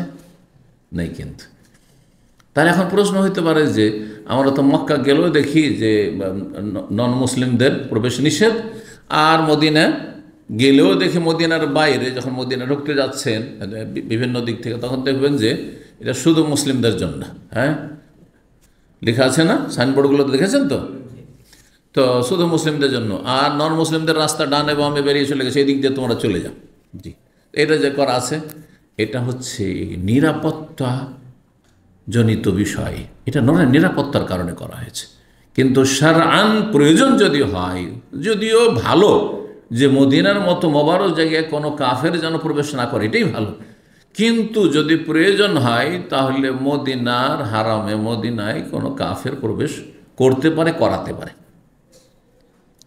কিন্তু প্রয়োজন হইলেও মক্কায় কোনো কাফেরকে প্রবেশ করানো যাবে না। ধরেন কোনো একটা কাজের জন্য প্রয়োজন, আর ভালো একজন কারিগর আছে, ভালো একজন এই রকমের ইঞ্জিনিয়ার আছে, অথবা কোনো একটা সাবজেক্টের পারদর্শী মাহের আছে, সে অমুসলিম, আপনি বিকল্প খুঁজেন, মুসলিম খুঁজে নিয়েছেন। এই জন্য আমরা দেখেছি একসময় যখন মসজিদে নববী আর মসজিদে হারামের মানে বিশাল আকারে বাদশাহ ফাহাদ রাহিমাহুল্লাহর যুগে নির্মাণ কাজ চলতো, যে মসজিদ এখন দেখছেন সেটা তো ছিল না, আজকে 30-35 বছর আগে, তখন তো একেবারে ছোট ছিল তখন মসজিদ। তো সেখানে বড় বড় যারা ভালো আপনার ইঞ্জিনিয়ার অথবা যারা টেকনিশিয়ান, তারা সব তুরস্কের হইতো, অথবা অন্য কোনো মুসলিম দেশের হইতো, কোনো অমুসলিম হইতো না, আর এখনও নেই। তো মক্কা মদিনায় যে কথাটি বলতেছে, মক্কা মদিনার বিধানে পার্থক্য রয়েছে। মক্কা মদিনার বিধানে শরীয়তে পার্থক্য। মদিনায় প্রয়োজনে অমুসলিম প্রবেশ জায়েজ, কিন্তু মক্কায় প্রয়োজনে মুসলিম চলবে না। মুসলিম দিয়েই কাজ নিতে হবে, তলাশ করতে হবে নাকি। তো যাই হোক, হাদিসে গিয়ে যাই, তো ওমর রাদিয়াল্লাহু সবসময় নিষেধ করতেন যে এই কাফেরদেরকে মদিনায় ঢোকায় না, তোমাদের কাফের দাসগুলিকে তোমাদের দুনিয়ার গরজে মদিনায় আসে না। কিন্তু কিছু লোক আছে যারা নিজের সুবিধায়, আমাদের বেনিফিট, আমাদের লাভ, হ্যাঁ হ্যাঁ এই ভালো কাজ করছে ইত্যাদি ইত্যাদি, ভালো কাজ জানে, এইসব অজুহাত সব জায়গায় ছিল, কম আর বেশি। তো কিছু লোক এই কাজ করেছে, যার ক্ষতি এটা, কারণ দূরে থাকলে তো এইভাবে আক্রমণ করার সুযোগ পেত না সহজে। তো যাই হোক, আল্লাহর পক্ষ থেকে সেটাই ফয়সালা ছিল। বলছেন তিনি তখন ইবনে আব্বাসকে যে কাদ কুনতা আনতা, তুমি ও আবুকা, তোমার বাবা আব্বাস, আব্বাস রাদিয়াল্লাহু রাসূলুল্লাহ চাচার অনেক অমুসলিম কাফের কৃতদাস ছিল, আর তাদের অধিকাংশ সব কাফের, অধিকাংশ কাফের, অল্প কিছু ইসলাম গ্রহণ করে। কারণ কৃতদাস হয় কখন? কাফের হয়ে বন্দী হয় তখন না কৃতদাস হয়। তো তারা কাফের হয়েছিল। তুমি আর তোমার বাবা সবসময় পছন্দ করেছো যে আন্তাকসুরাল উলুজ বিল মদিনা, মদিনায় সব কাফের কৃতদাস সে সংখ্যা বৃদ্ধি হোক, তোমরাই তো বেশি করেছো এইখানে। জি। ওয়াকানুল আব্বাস আকসারহুম রাকিকান, আব্বাস রাদিয়াল্লাহু তাআলা আনহু নবী সাল্লাল্লাহু আলাইহি ওয়াসাল্লামের চাচা আব্দুল্লাহর বাবা, আর তার অনেক সংখ্যায় কি ছিল? কৃতদাস ছিল। ফাকালা, তখন আব্দুল্লাহ বিন আব্বাস বললেন, ইনশেতা, আপনি যদি চান, ফালতো, তাহলে আমি এগুলো সবকে হত্যা করে দিচ্ছি। যেসব কাফের কৃতদাস আছে, কাফের মদিনায় বসবাস করছে, আপনি যদি হুকুম দেন তো হত্যা করে দিচ্ছি, আমার বাবার দাসগুলোকে হত্যা করে দিচ্ছি আমি। আপনি খলিফাতুল মুসলিমিন, হুকুম করতে পারেন। ইনশেতা কাতাল, আপনি যদি চান তো তাদেরকে হত্যা করছি। তাহলে কাজাবতা, তুমি ভুল বলছো। কাজাবতা মানে তুমি মিথ্যা বলছো। আরবরা কখনো কখনো কাজাবতা, মিথ্যা কথাটি কিসের ক্ষেত্রে বলে? অবাস্তব কথা। দেখেন, আপনি মিথ্যা বলছেন, এই কথা, মিথ্যা শব্দটি বললে আমরা সবাই রাগ করব। মিথ্যা বলছেন, তারপর যদি বলি আপনি মিথ্যাবাদী, তবুও রাগ করবেন। কিন্তু যদি বলি আপনি অবাস্তব কথা বলছেন, কথা কিন্তু একটাই। অবাস্তব মানে কি? আপনার আসলে ঠিক না। হ্যাঁ, আপনি ভুল বলছেন, ভুল না বলে আপনি অবাস্তব কথা বলছেন। বুঝতে পারছেন? কথা ভাষাই দেখেন, একই কথা বলছেন, কিন্তু ভাষা মার্জিত হওয়ার কারণে আঘাত লাগলো না। তো কাজাবতা মানে তুমি, আরবরা বলতেন তুমি কি বলছো? অবাস্তব কথা বলছে, এটা চলবে না, এটা হবে না। বা এখন বলছো, তোমরা ঢুকিয়ে দিয়ে তাদের অধিকাংশ ইসলাম, মদিনা আসার পরে অধিকাংশ ইসলাম গ্রহণ করছে। ইসলাম গ্রহণ করলে কি হবে? এরা কৃতদাস, সুতরাং তাদের অন্তরে কিছু বিদ্বেষ থাকেও যেতে পারে। আর তাদের ইমান ওই রকম ইমান নয়, কারণ তারা ওইভাবে এলেম শেখার সুযোগ পায় না, কারণ এরা মালিকের কাজে এত ব্যস্ত যে শেখার সুযোগও পায় না। স্বাধীন মানুষদের মতো সুযোগ পাবে শেখার? শিক্ষায় যখন অভাব, তখন আমলে অভাব থাকবে, আমলে ত্রুটি থাকবে। তাই বললেন যে এখন হত্যা করার কথা বলছো, বাদামা তাকাল্লাম বিল লিসানি, যখন তারা তোমাদের ভাষায় কথা বলো, আরবি শিখে নিয়েছে। ওয়াসাল্লাহ কিবলা, তোমাদের কিবলাকে সামনে করে তারা সালাত আদায় করেছে, মানে মুসলমান হয়ে গেছে। ওয়াহাজ্জু হাজ, তোমাদের সাথে হজও করছে, আর এখন বলছে এগুলো হত্যা করবো, এটা চলবে? এখন কেন? এখন বলে হবে। ফাহুতু মেলাইলা বাইতেহি, তারপরে উমর রাদিয়াল্লাহু তাআলা আনহুকে আহত অবস্থায় বাড়িতে নিয়ে যাওয়া হলো, বহন করে, কাঁধে করে। ফান্তালাকনা মাহু, আমর ইবনে মের বলছেন আমরাও গেলাম তার সাথে। ওয়াকান্নান নাস লাম তুসিব মুসিবা ক্বাবলা ইয়াউমাইযিন, মানুষরা এত মর্মাহত, এত ভেঙে পড়েছেন যে মনে হচ্ছে ইতিপূর্বে তাদের ওপর, মানে মদিনাবাসীর ওপর, সাহাবায়ে কেরামদের, মুহাজির আনসারদের ওপর এই রকমের মুসিবত কখনো আর নেমে আসেনি। এত বড় মুসিবত যে খলিফাতুল মুসলিমিন আহত, আজকে দুনিয়াতে বিদায় নিচ্ছেন এইভাবে, তার উপর এইভাবে আক্রমণ করা হইল। ফাকাইলুন ইয়াকুল, কিন্তু নানা মন্তব্য, কারো ধারণা যে না অল্পই আঘাত লেগেছে, তিনি সুস্থ হয়ে যাবেন শীঘ্রই। কিছু লোকেরা বলতে লাগলো, মন্তব্য করে, লা বাসা, কোনো অসুবিধা নেই, কোনো আশঙ্কা নেই, তিনি সুস্থ হয়ে যাবেন। ওয়াকাইলুন ইয়াকুল, অনেকে বলতে লাগলেন, আখাফু আলাইহি, আমাদেরকে খুব ভয় লাগছে, তিনি আর বাঁচবেন না। কিন্তু আসলে বাঁচলেন না। তাকে বাঁচানো যাবে কি না, তখন পরীক্ষা করা হলো যে কতটা ভিতরে আঘাত হয়েছে। বলছে ফাউতিয়াবেন না বিদিন ফাশারিবাহু, তার সামনে খেজুরের শরবত নিয়ে আসা হলো। নবীজ, এই যে নবী শব্দ এসে, খেজুরের শরবত কালকে আলোচনা করেছিলাম না, খেজুর ভিজিয়ে রেখে তারপরে যখন খেজুরের সেই মিষ্টি স্বাদটা যখন পানিতে চলে আসবে, তারপরে সেটা হলো খেজুরের শরবত, আরবিতে যেটা নবীজ বলা হয়। সেটা বেশি 2-3 দিন রেখে দেন, আর গরমের সময় যদি হয়, শীতকাল না হয়, তাহলে কিছু হয়ে যাবে, সেটা মদে পরিণত হয়ে যাবে। জি, পান করানো হলো তাকে, কিন্তু ফাখারাজা মিন জাওফিহি, পেট থেকে যা কিছু পান করানো সব বেরিয়ে চলে আসলো। তার মানে নাড়ি ভুঁড়ি সব কেটে গেছে, এমনভাবে আঘাত করেছে, গভীরে আঘাত গিয়েছে যে পেটের নাড়িমড়ি সব কেটে গেছে, ছিঁড়ে গেছে। আল্লাহু আকবার। সুম্মা উতিয়া বেলাবানিন, পরীক্ষার জন্য আবার দুধ নিয়ে আসা হলো। ফাঁসা, দুধ পান করলেন তিনি। ফাখারাজ মিন জাওফি, কিন্তু পেট থেকে সব বেরিয়ে চলে গেল। তার মানে আর বাঁচানো যাবে না। ফারাফু, তখন সাহাবায়ে কেরাম বুঝতে পারলেন আন্নাহু মাইয়াতুন, যে তিনি মরে যাবেন, তিনি মারা যাবেন, বাঁচবেন না। ফাদাখালনা আলাইহি, সাহাবায়ে কেরাম বলছেন আমরা তার বাড়িতে প্রবেশ করলাম। ওয়া জাআন নাসু ইউসনুনা আলাইহি, লোকেরা সব দলে দলে আসতে লাগলো। যেমন মানুষ অসুস্থ হলে হয়, এরকম হলে শেষ মুহূর্তে সবাই দেখতে আসে। আসার সবাই তার প্রশংসা করতে লাগলেন, গুণগান করতে লাগলেন, সুনাম করতে লাগলেন তার সামনে। ওয়া জা রাজুলুন শাবুন, সেই সময় একজন যুবক ব্যক্তি আসলো দেখার জন্য, সেও এসছে। ফাকালা, এসে সেই যুবক বলছে আবশিরি ইয়া আমিরাল মুমিনিন, হে আমিরুল মুমিনিন, আপনি সুসংবাদ নিন, আপনার জন্য সুসংবাদ জান্নাতের, আপনার কোনো চিন্তা নেই, বাঁচলেও চিন্তা নেই, চলে গেলেও কোনো চিন্তা নেই। বেবুশরাল্লাহি লাকা, আপনার জন্য আল্লাহর পক্ষ থেকে সুসংবাদ। মিন সোহবতে রাসূলিল্লাহ সাল্লাল্লাহু আলাইহি ওয়াসাল্লাম, যে আপনি রাসূলুল্লাহ সাল্লাল্লাহু আলাইহি ওয়াসাল্লামের সাহচর্য পেয়েছেন, আপনি সঙ্গী হয়েছেন ঘনিষ্ঠ। ওয়া কাদামিন ফিল ইসলাম, এবং আপনি ইসলামের প্রথম যুগেই ইসলামে দীক্ষিত হয়েছেন বা ইসলাম গ্রহণ করেছেন, প্রথম যুগে ইসলাম গ্রহণ করেছেন। কাদাম থেকে কাদিম, কাদিম মানে প্রাচীন, আপনার ইসলাম হচ্ছে প্রাচীন, প্রথম যুগে ইসলাম গ্রহণ করেছেন। মা কাদ আলেমতা, সেটা আপনার জানাই রয়েছে। সুম্মা ওল্লিতা, তারপরে আপনাকে আমিরুল মুমিনিন, খলিফা বানানো হয়েছে। ফাআদালতা, আপনি সুবিচার করেছেন, কারো উপরে অবিচার করেননি। সুম্মা শাহাদা, তারপরে শেষখানে শাহাদাতের মর্যাদাও পেলেন। এর চাইতে আর সৌভাগ্য কি হতে পারে? যা কিছুই করেছেন সবই ভালো, শুরু থেকে শেষ পর্যন্ত সবই ভালো। কালা, এসব সুনাম আর প্রশংসা শুনে ফুলে গেলেন।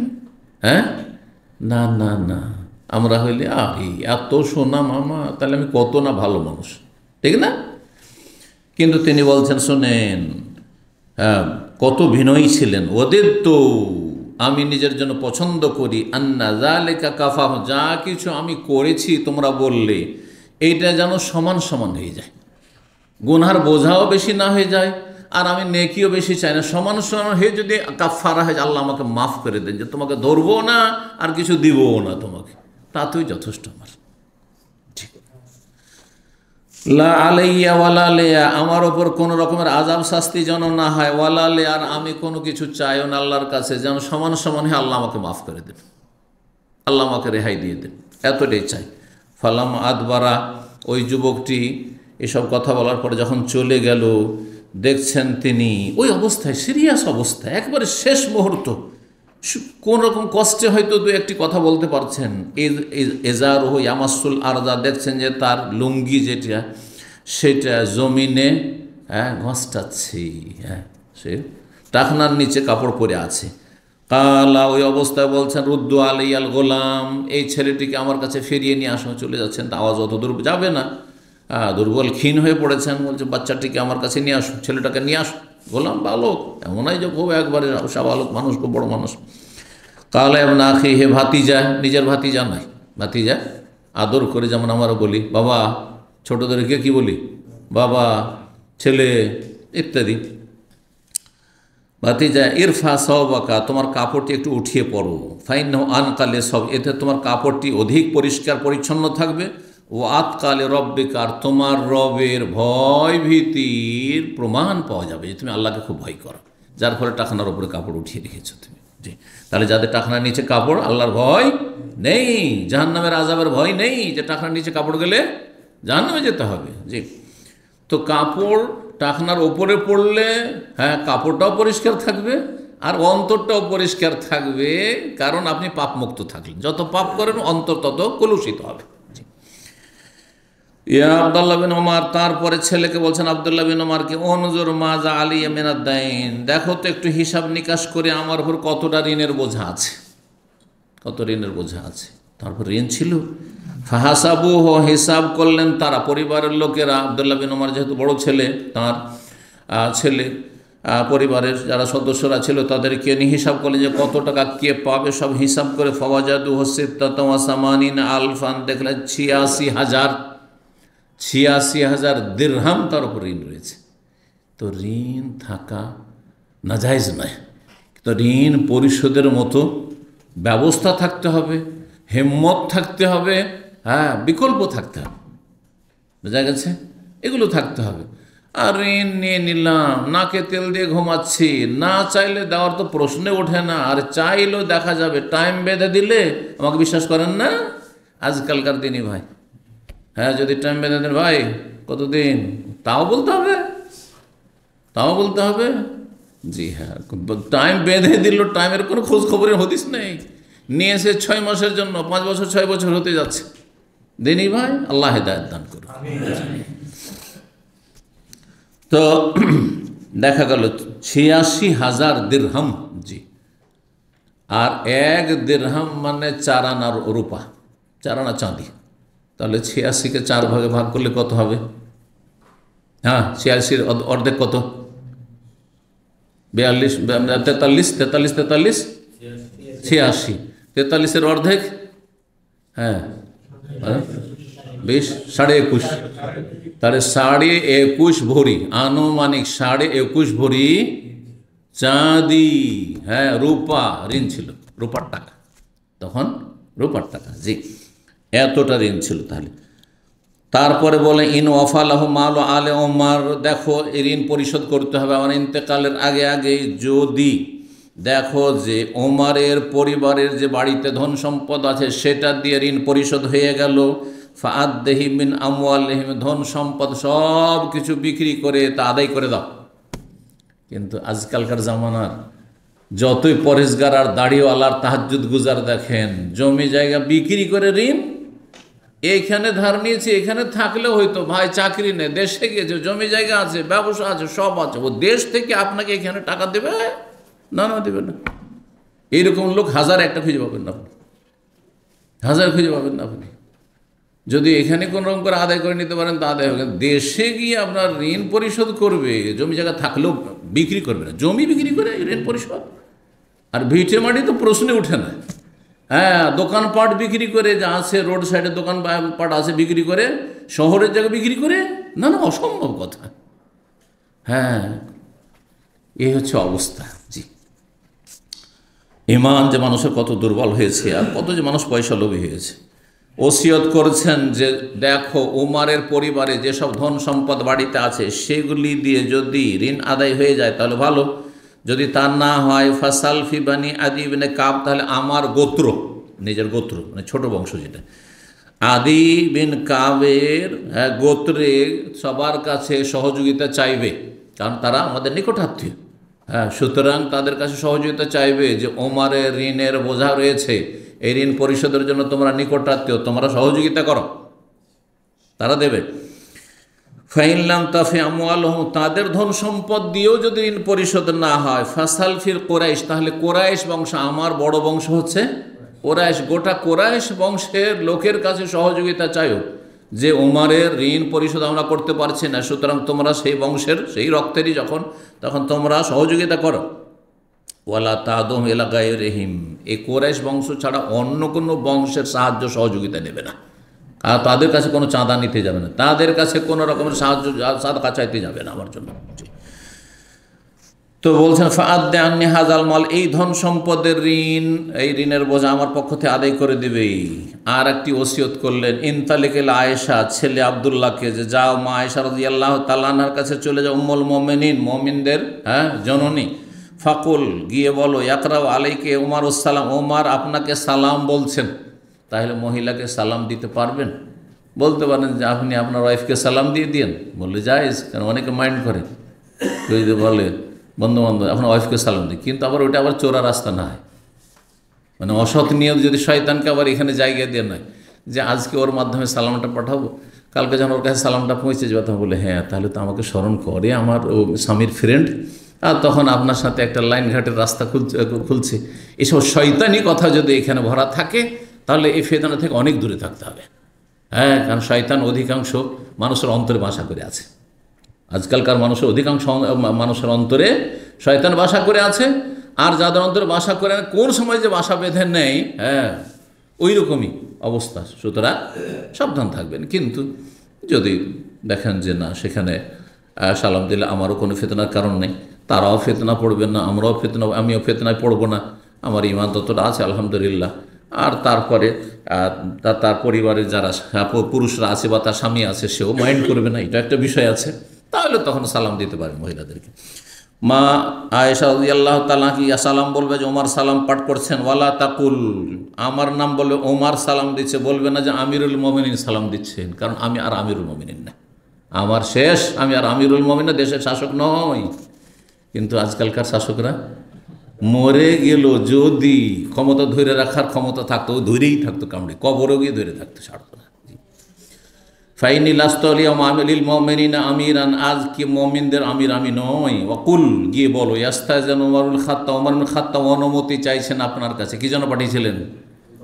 কবরের জায়গাটা চেয়ে নেওয়ার জন্য, কারণ মা আয়েশার হুজরাতে নবী সাল্লাল্লাহু আলাইহি ওয়াসাল্লাম এবং মা আয়েশার পিতা আবু বকর সিদ্দিক রাদিয়াল্লাহু তাআলা আনহু সেখানে কবরস্থ রয়েছেন। অনুমতি চাইছেন ওমর, কিসের জন্য? আইয়ুদফান মা সাহেবাই, দুই সঙ্গীর সাথে দাফন হওয়ার জন্য। ফাসাল্লামা, গিয়ে সালাম বললেন, ওয়াস্তাজানা, অনুমতি চাইলেন। সুম্মা দাখালা, তারপর আব্দুল্লাহ বিন ওমর প্রবেশ করলেন। ফাওয়াজাদাহা, গিয়ে দেখছেন কায়েদাতান তাবকি, মা আয়েশা রাদিয়াল্লাহু তাআলা বসে কাঁদছেন। খলিফাতুল মুসলিমিন, আমিরুল মুমিনিন আহত হয়েছেন এবং তিনি শেষ বিদায় নিচ্ছেন আমাদের থেকে। তার দ্বারা যে খেদমত হয়েছে, ইসলামের ইতিহাসে কোনো শাসক দ্বারা এরকম খেদমত হয়নি। তার দ্বারা ইসলাম যে শক্তিশালী হয়েছে, মুসলিম জাতি যে সুখী হয়েছে দিন দুনিয়ার ক্ষেত্রে, তা ইসলামের ইতিহাসে, 1400 বছর ইতিহাসে হয়নি। এটা স্বীকার করার কোনো মানে অস্বীকার করার কোনো সুযোগ নেই, যে স্বীকার একজন কাফেরও করতে বাধ্য। জি, তো দেখছেন যে তিনি কাঁদছেন। ফাকালে ইয়াকরাউ আলাইকুম ওমর ইবনুল খাত্তাব আসসালাম, ওমর বিন খাত্তাব আপনাকে সালাম বলছেন আর অনুমতি চাইছেন তার দুই সঙ্গীর সাথে দাফন হতে। ফাকালা, তখন মা আয়েশা বললেন, কুনতু উরিদু লিনাফসি, আমি তো মনে মনে আমার নিজের জন্য ইচ্ছা রেখেছিলাম, নিজের জন্য ইচ্ছা করেছিলেন যে আমি সেখানে দাফন হব, আমার আব্বা আছে, আমার স্বামী আছে সেখানে।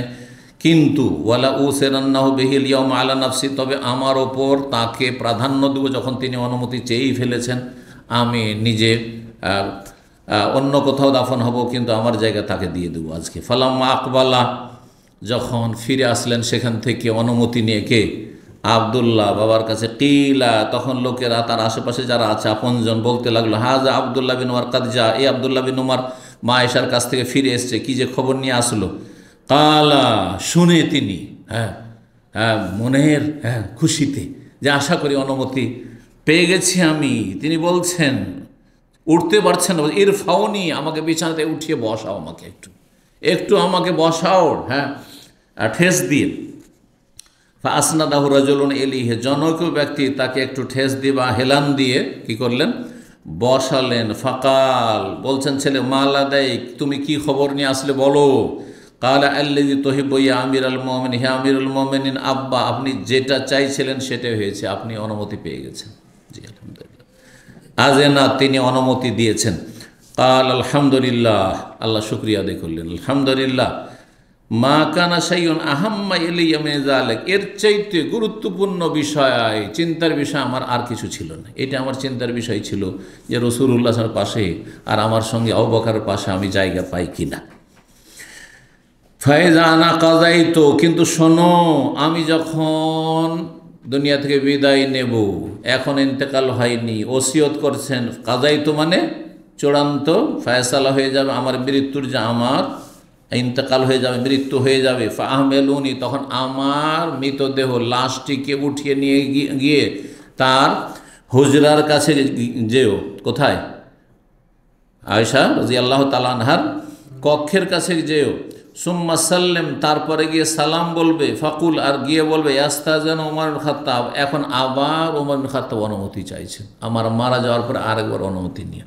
কারণ হতে পারে যে আমি এখন বেঁচে আছি, চক্ষুর লজ্জাতে একটা কথা বলে দিয়েছেন, আর পরে হয়তো তিনি এটার উপর অসন্তোষ বা সন্তুষ্ট না, তিনি হয়তো এটা মন থেকে চান না, বা কোনো একটা ভয়ভীতিও কাজ করছে, এখনও বেঁচে আছে, কি জানি যদি সুস্থ হয়ে যায় এটা খলিফাকে অসন্তুষ্ট করবে ইত্যাদি, থাকতে পারে না দুনিয়া। মানুষ যখন, মানুষের দোষ দুশ্মন কখন থাকে? যখন মানুষ বেঁচে থাকে।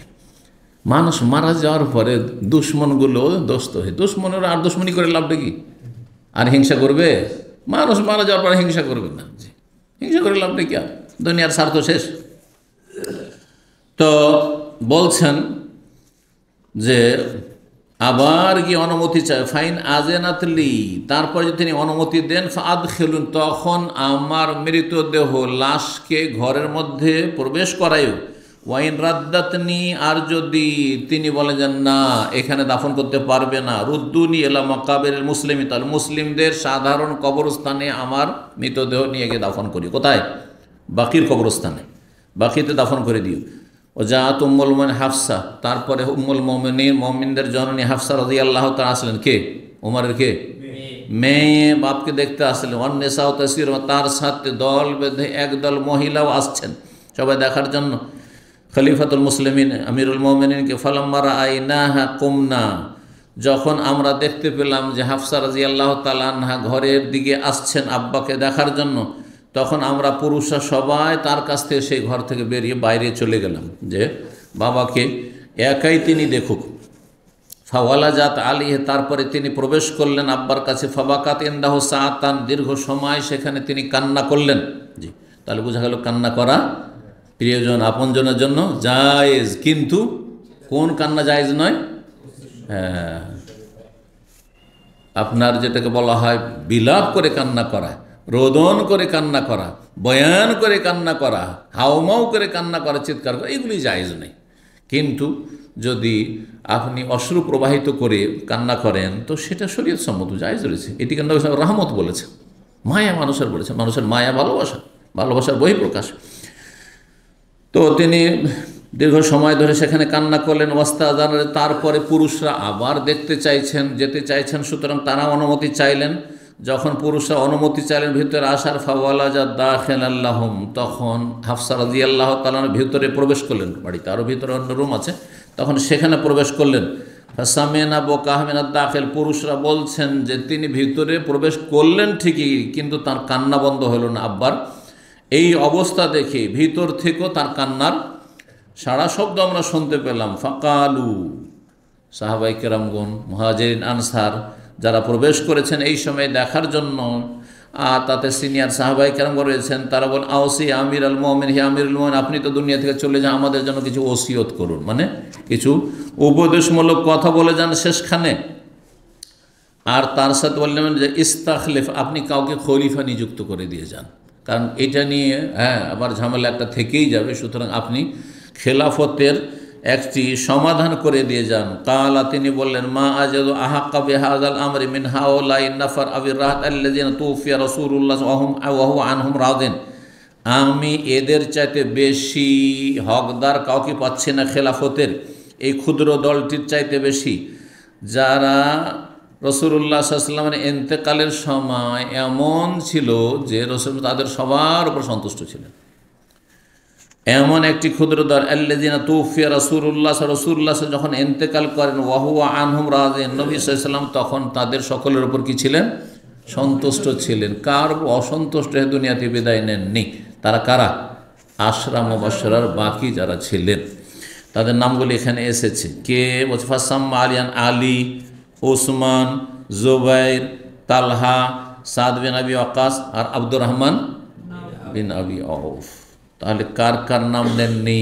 দুইজনের নাম নেননি। হ্যাঁ, কারণ 6 জন হলো না এখানে, 6 জনের নাম নিলেন। এটা হচ্ছে শুরা কমিটি, এই 6 জনের শুরা করে দিলেন। এই 6 জনের মধ্য থেকে একজন খলিফা হবে পরামর্শক্রমে, তোমাদের পরামর্শ এবং তাদের পরামর্শ, এই 6 জনের ভিতর থেকে হবে। আর তাহলে বাদ পড়লো কে? তাহলে আরও 10 জন মধ্যে 4 জন থাকে। তাও আবু বকর তো দুনিয়া থেকে চলে গেছেন, আর উমর তো যাওয়ার পথেই যাচ্ছেন, তো 2 জন, 8 জন হয়ে গেল। বাকি থাকে আর 2 জন। কে কে? একজন আবু ওবায়দা ইবনুল জাররাহ। আবু ইবনুল জাররাহর ইন্তেকাল তখন হয়ে গেছিল ওমর রাজের খেলাফত আমলে। শাম দেশে আপনার মহামারী, তাউন, প্লেগ, বসন্ত বা এই ধরনের মহামারী হয়েছিল। সেই মহামারীতে অনেক সাহাবায়ে কেরাম ইন্তেকাল করেছিলেন, তাতে আবু জাররাহ ইন্তেকাল করেছিলেন। তাহলে 9 জন হয়ে গেল। বাকি থাকে একজন, সাঈদ ইবনে যায়েদ ইবনে আমর ইবনে নুফাইল, যিনি ওমর রাদিয়াল্লাহু তাআলা আনহুর ভগ্নিপতি ছিলেন।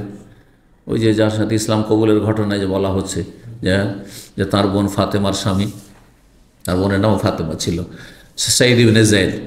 আর তার বংশের নিকট আত্মীয় ছিলেন তিনি তখন বেঁচে ছিলেন, কিন্তু তার নাম কেন উল্লেখ করলেন না? 6 জন 7 জন করে দিতেন।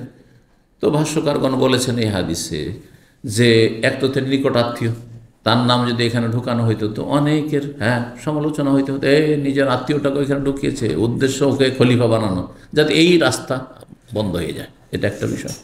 আর কেউ কেউ বলেছেন যে হতে পারে যে তিনি এই 7 জনের মধ্যে সাঈদ ইবনে যায়েদের চাইতে ওই 6 জনকে বেশি যোগ্য দেখেছেন, যার ফলে সাঈদের নাম উল্লেখ করেননি। যেটাই হোক না কেন, কিন্তু তিনি সাঈদ ইবনে যায়েদ 10 জন যে জান্নাতের সুসংবাদ প্রাপ্ত সাহাবী, তার মধ্যে তার নাম, অথচ তিনি জীবিত ছিলেন সেই সময়, তার নাম উল্লেখ এই শূরা সদস্যতে করেননি, 6 জনের করেছেন। চলেন তারপরে বললেন ওয়াশহাদুকুম আব্দুল্লাহ বিন ওমর। অনেকের কৌতূহল ছিল, অনেকের স্বপ্ন ছিল যে আব্দুল্লাহ বিন ওমর এত যোগ্যতম সাহাবী যে তিনি খলিফা হবেন ওমরের পরে। কিন্তু ওমর রাদিয়াল্লাহু তাআলা আনহু দেখলেন যে আমার ছেলেকে খলিফা হইতে দেবো না, আমার ছেলেকে খলিফা হতে দেবো না, সে খলিফা হবে না। যার ফলে তিনি বললেন যে দেখো, তোমাদের এই 6 জনের মাঝে যদি মতবিরোধ হয়, তাহলে সেখানে পরামর্শ দেওয়ার জন্য তোমাদের সাথে উপস্থিত থাকবেন পরামর্শদাতা হিসেবে আব্দুল্লাহ বিন ওমর। ওয়াশহাদুকুম মানে তোমাদের সাথে উপস্থিত থাকবেন, শাহেদে আশহাদু মানে হাজির হওয়া, শাহেদে আশহাদু মানে সাক্ষী দেওয়া, দুটোই অর্থ হয়। উপস্থিত থাকবেন আব্দুল্লাহ বিন ওমর, কিন্তু ওয়ালাইসা লাহু মিনাল আমরি শাইউন, খেলাফতের বিষয়ে তার কোনো অধিকার নেই, খলিফা হওয়ার সে অধিকার রাখে না, তাকে খলিফা বানাবে না। কিন্তু তাকে রাখলাম কেন বা রাখলেন কেন তিনি? যে তোমাদের পরামর্শে আব্দুল্লাহ বিন ওমর আমার ছেলে থাকবে, কাহাই আতি তাজিয়াত, তার সান্ত্বনামূলক, তারও একটা সান্ত্বনা হইল যে আমার যোগ্যতার একটা মূল্যায়ন হলো। আর অন্যরা যারা ভাবছিল যে আব্দুল্লাহ বিন ওমর তো অনেক যোগ্য, কিন্তু খলিফা হইতে পারবেন, তো তারাও ভাবলো যে না, তার ছেলে আছে একজন পরামর্শদাতা হিসাবে, কিন্তু খেলাফতের রাস্তা বন্ধ করে গেছে যাতে সমালোচক, শত্রু বলার সুযোগ না পায়। জি, এই জন্য সবসময় শত্রু থেকে সতর্ক সাবধান থাকতে হয়। এমন কোনো সুযোগ যারাই দিয়েছে তারাই কিন্তু সমালোচনার পাত্র হয়েছে। জি, তারপরে দেখেন না শিয়া ইসলামের দুশ্মন, সাহাবেকে দুশ্মনরা কি বলছে, নাউজুবিল্লাহ। শুধু আবু বকর ওমরকে বেঈমান বলছে না, নাউজুবিল্লাহ, কাফের তারা, নাউজুবিল্লাহ, মুসলমানই না তাদের কাছে। এই হচ্ছে শিয়াদের ইসলাম। আর এ হচ্ছে আমাদের বাংলাদেশের এক শ্রেণীর শিয়াপন্থীদের অবস্থা, যা তারা শিয়াদের দোস্ত, সাহাবায়ে কেরামদের শত্রুদেরও দোস্ত। তো সাহাবায়ে কেরামদের শত্রুদের দুশ্মনের দোস্ত কে হইতে পারে চিন্তা করে দেখি। এদের দ্বারা ইসলামের কাজ হবে? এরা ইসলামের দোহাই দিয়ে ক্ষমতায় যেতে চায় শুধু।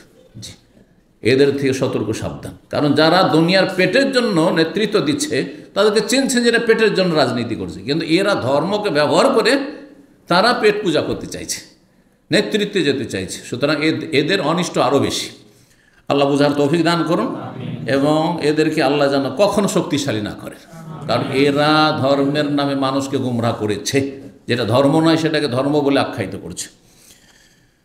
তো বলছেন ফাইন আসাবাতিল ইমরাতু সাদান, তারপরে ওমর বললেন যে দেখো, সাদ বিন আবি ওয়াক্কাস এদের মধ্যে খুব যোগ্য, যদি খেলাফত সাদ পেয়ে যায় পরামর্শক্রমে, ফাহুয়া জাকা, তাহলে ভালোই, সাদ বিন আবি ওয়াক্কাস খলিফা হলেন।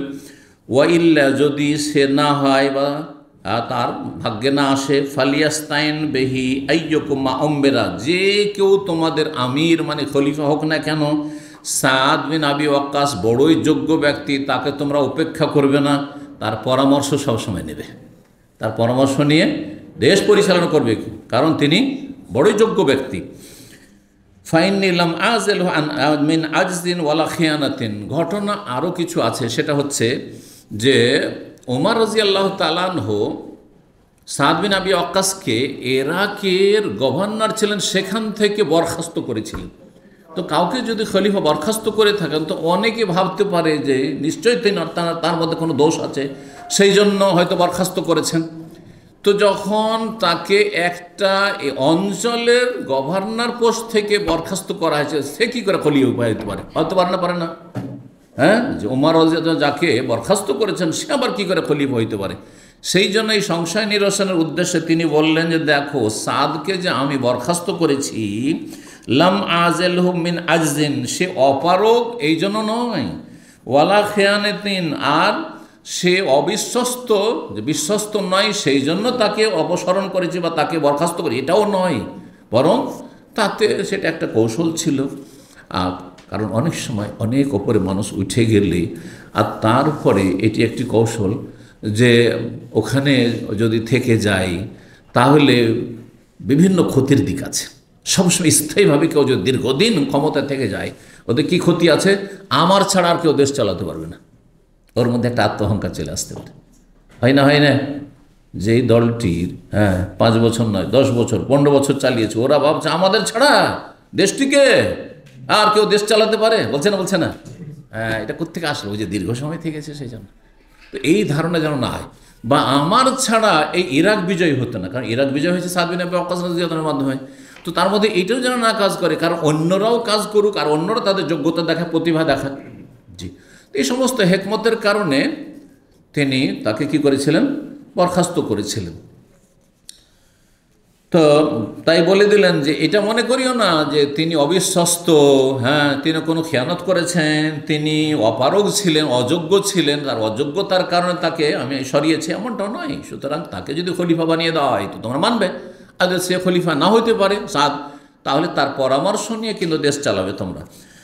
তারপর ওয়াউসিল খলিফা মিন বাদি বিল মুহাজিরিন আল আউয়ালিন, আমি খলিফা, যিনি খলিফা হবেন আমার পরে তাকে ওসিয়ত করছি আমার পরে যারা প্রথম সারির হিজরতকারী মুহাজিরিন, মক্কাতে হিজরত করে এসেছেন, তাদের সাথে সদাচরণ করে, ইয়ারিফা লাহুম হাক্কাহুম, তাদের অধিকার যেন তাদের রক্ষা করে, ওয়া ইয়াহফাজ লাহুম হুরমাতাহুম, তাদের মান সম্মান যেন সুরক্ষিত রাখে। ওসিহা বিল আনসার, আনসারীদের ক্ষেত্রে ওসিয়ত করছি খাইরান, ভালোর, মঙ্গলের, আল্লাযীনা তাবাওয়াউদ দারা ওয়াল ঈমান মিন ক্বাবলিহিম, যারা মদিনায় বসবাস করেছেন, মদিনার লোক ছিলেন এবং মদিনায় তারা মুহাজিরদেরকে আশ্রয় দিয়েছেন। ধন সম্পদ, তারা ধন সম্পদে শরিক করেছেন, বাড়িতে শরিক করেছেন, সব কিছুতে শরিক করেছেন। আর ওয়াল ঈমান, এবং ঈমানকে অন্তরে আশ্রয় দিয়েছেন তারা ইতিপূর্বে। আইয়ুকবালা মিন মুহসিন, আনসারীরা যদি ভালো কাজ করে তাদের ভালোটা সাদরে গ্রহণ করবে খলিফা। ওয়াইয়ুফান মুসিম, যদি কেউ খারাপ আচরণও করে, অপরাধ করে, তাহলে তাদেরকে ক্ষমার দৃষ্টিতে দেখবে। এই নয় যে কঠোর করবে, কারণ আনসারীদের ইসলামের খেদমতে বড় ভূমিকা আছে। অধিকাংশ জেহাদের ময়দানে আনসারীর বেশি শহীদ হয়েছে, আনসারীদের শহীদদের সংখ্যা বেশি, শুধু তাদের রক্তের কোরবানি আছে ইসলামের খেদমতে। ওসিয়ে বে আহলিল আমসার খায়রান, খলিফাকে আমি ওসিয়ত করছি দেশবাসী, আহলুল আমসার বিভিন্ন শহরের অধিবাসী যারা দেশবাসী, তাদের সাথে যেন সদাচরণ করা হয়। যারা বাইরের মুহাজিরিন না, আনসার না, পরে ইসলাম কবুল করেছে, অন্য অন্য শহরে বসবাস করে, তাদের সাথে যেন ভালো আচরণ করা। ফাইন্নাহুম রিদুল ইসলাম, কারণ তারা ইসলামের সাহায্যকারী, ইসলামের সমর্থক, সাহায্যকারী। অজবাতুল মাল, এবং সম্পদের যোগানদাতা। বিভিন্ন শহরে যারা রয়েছে সেখান থেকে যারা বিভিন্ন আয় ইনকাম সোর্স রয়েছে, সেখানে আয় ইনকাম সোর্স বাইতুল মালের একটা হচ্ছে জাকাত, জাকাত আসছে। তারপরে জিহাদ ফি সাবিল, তার মধ্যে গনিমাত আর ফাইল ধন সম্পদ আসছে। তারপর সে এলাকায় যে অমুসলিম রয়েছে সেখান থেকে জিজিয়া আসছে এবং খারাজ, সেখান থেকে করের সম্পদ আসছে। তো বিভিন্ন শহর থেকে যেহেতু তারা অর্থের যোগান দিচ্ছে, শুধু তাদের সাথেও ভালো আচরণ, এটা মনে করলে হবে না তারা মদিনার বাইরে, তারা মরুভূমিতে থাকে, তারা ইরাকে বাস করে, তারা মিশরে বাস করে, তারা ওই সিরিয়াতে বাস করে, সামদেশে বাস করে, সুতরাং তাদের কোনো মূল্যায়ন নেই, এমনটা যেন না হয়। সবার সাথে ভালো আচরণ করবে। আজকালকার দেশগুলিতে কী হয়, রাজধানীর আশেপাশে যেসব উন্নত এলাকা অথবা যেখানে বড় নেতার বাড়ি, সেই এলাকাকে একেবারে জমজমাট করে দিয়েছে। আর তারপর যেসব এলাকাগুলি আপনার দূরবর্তী এলাকা বা অনুন্নত এলাকা, ও সারা জীবন 50 বছর অনুন্নত হয়েই আছে, কোনো কলকারখানা নাই, সেখানে কোনো কর্মসংস্থান নেই, এই অবস্থা দেখছেন না? জি, এমনটা যেন না হয়, তাদের সাথে সদাচরণ করবে। এবং যারা বিভিন্ন শহরের অধিবাসী মুসলিম, তাদের সাথে সদাচরণের জন্য করবে। ওয়াগাইজুল আদু, তারা শত্রুদের মনে অন্তর্জালার মাধ্যম, তাদের মাধ্যমে শত্রুদের অন্তর্জালা। কারণ বর্ডারের পাহারা কারা দেবে? রাজধানীর লোকেরা। আর রাজধানী তো দেশের মিডিলে আছে, তাহলে বর্ডারে এলাকারও গুরুত্ব আছে। বর্ডার এলাকায় যারা বসবাস করে বিভিন্ন দেশের, তাদেরও গুরুত্ব রয়েছে যে তারা দেশের কি করছে, সুরক্ষায় তারা নিয়োজিত রয়েছে। ওয়াল্লা ইউখাযা মিনহুম ইল্লা ফাযলাহুম, এবং তাদের থেকে তাদের খরচা বাদ দিয়ে অতিরিক্ত ধন সম্পদ যেটা থাকবে সেখান থেকে যেন জাকাত না হয়। এমন নয় যে প্রথমখানে গিয়ে তাদের খাওয়া দাওয়ারও দিলেন, আগে এই জাকাত দাও, এত টাকা দাও, এমনটা যেন জুলম অত্যাচার না করা হয়।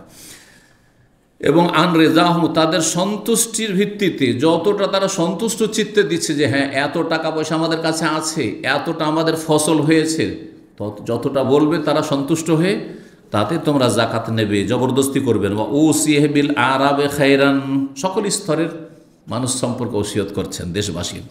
বলছেন যে যারা পল্লীবাসী আরব বেদুইন, যারা যাযাবরের জীবনযাপন করে মরুভূমিতে, হ্যাঁ ছাগলের পাল নিয়ে, তারপর উটের পাল নিয়ে, এইসব নিয়ে যারা বসবাস করে তাদের সাথেও তোমরা ভালো আচরণ করবে। খলিফাকে তিনি উপদেশ দিচ্ছেন, যিনি আগামী খলিফা হতে যাচ্ছেন আগামী দিনের। ফাইন্নাহু আসলুল আরব, কারণ এই বেদুইনরা হচ্ছে আরবের ভিত্তি, আরব জাতির আসল ভিত হচ্ছে কি যে তারা বেদুইন ছিল প্রাচীন যুগ থেকে। ও মাদ্দাতুল ইসলাম, এবং তারা ইসলামের মূল শক্তি, ইসলামের আসল শক্তি হচ্ছে আসল এই জাতি যারা আরব দেশের মানুষ। জি, বলছেন যে আইয়ু খাদামিন হাওয়াশি, আমরা তাদের অতিরিক্ত ধন সম্পদ যা রয়েছে তাদের খরচ খরচা ছাড়া, তা থেকে তোমরা জাকাত গ্রহণ করবে। অতরাদ্দ আল্লাহ ফকারাহিম, আর তাদের বেদুইন অঞ্চল পল্লীবাসীদের থেকে ধন সম্পদ জাকাত নিয়ে সেই এলাকায় গরিব যারা বেদুইন আছে তাদের মাঝে বন্টন করে দেবে। এই নয় যে প্রত্যন্ত গ্রাম অঞ্চল থেকে জাকাত নিলে আর নেওয়ার পরে নিয়ে এসে রাজধানীতে বিতরণ করছে উন্নত এলাকা, এমনটা নয়। যেই অঞ্চলের জাকাত সেই অঞ্চলের গরিবদের মাঝে বিতরণ করবে, এটি হচ্ছে শরীয়তের বিধান। বলছেন তারপরে ওয়াউসিয়া জিম্মাতিল্লাহ, জিম্মাতে রাসূলিল্লাহ, আর খলিফাকে আমি ওসিয়ত করছি, যিনি আগামী দিনের খলিফা হচ্ছেন, যে আল্লাহর জিম্মার কথা, আল্লাহর দায়িত্বের কথা মনে রাখবে এবং রাসূলুল্লাহ সাল্লাল্লাহু আলাইহি ওয়াসাল্লামের জিম্মার কথা, দায়িত্বের কথা মনে রাখবে। সেটা অমুসলিমদের ক্ষেত্রে, যে আল্লাহ যাদেরকে নিরাপত্তা দিয়েছেন, যে তারা বসত্ব স্বীকার করে জিজিয়া দিয়ে দেশে যখন নিরাপত্তার সাথে বসবাস করছে, তো সুতরাং তাদের ন্যায্য অধিকার দিবে। অমুসলিমদের সাথে যেন অবিচার অত্যাচার না করা হয়। এবং রাসূলুল্লাহ সাল্লাল্লাহু আলাইহি ওয়াসাল্লাম যদি কাউকে নিরাপত্তা দিয়ে থাকেন, তাহলে তারা যেন খলিফার কাছে এবং খলিফার দেশের যারা শাসন ক্ষমতা রয়েছে তাদের কাছে যেন নিরাপদ থাকে। আইয়ুফা লাহুম বিআহদিহিম, তাদের সাথে যে চুক্তি রয়েছে সেই চুক্তি যেন পূর্ণ করা হয়। ওয়া ইউকাতাল মিন ওয়ারাইহিম, তাদের ওপর কেউ যদি আক্রমণ করে তো তাদের যেন রক্ষার উদ্দেশ্যে লড়াই করা হয়। সরকার, মুসলিম সরকার লড়াই করবে কাদের জন্য? অমুসলিম দেশে যেসব অমুসলিমরা নিরাপত্তার সাথে রয়েছে তাদের নিরাপত্তার জন্য। যদি তাদের নিরাপত্তার ঝুঁকি থাকে, তাহলে দেশে যে অমুসলিম বসবাস করছে, ইসলামের বিধান হচ্ছে তাদের উপর কেউ যদি আক্রমণ করে, হ্যাঁ যদিও মুসলিম হয়, তার বিরুদ্ধে মুসলিম সরকার লড়াই করবে, জি, তাদের নিরাপত্তার জন্য। এ হচ্ছে ওমর রাদিয়াল্লাহু তাআলা আনহুর ওসিয়ত।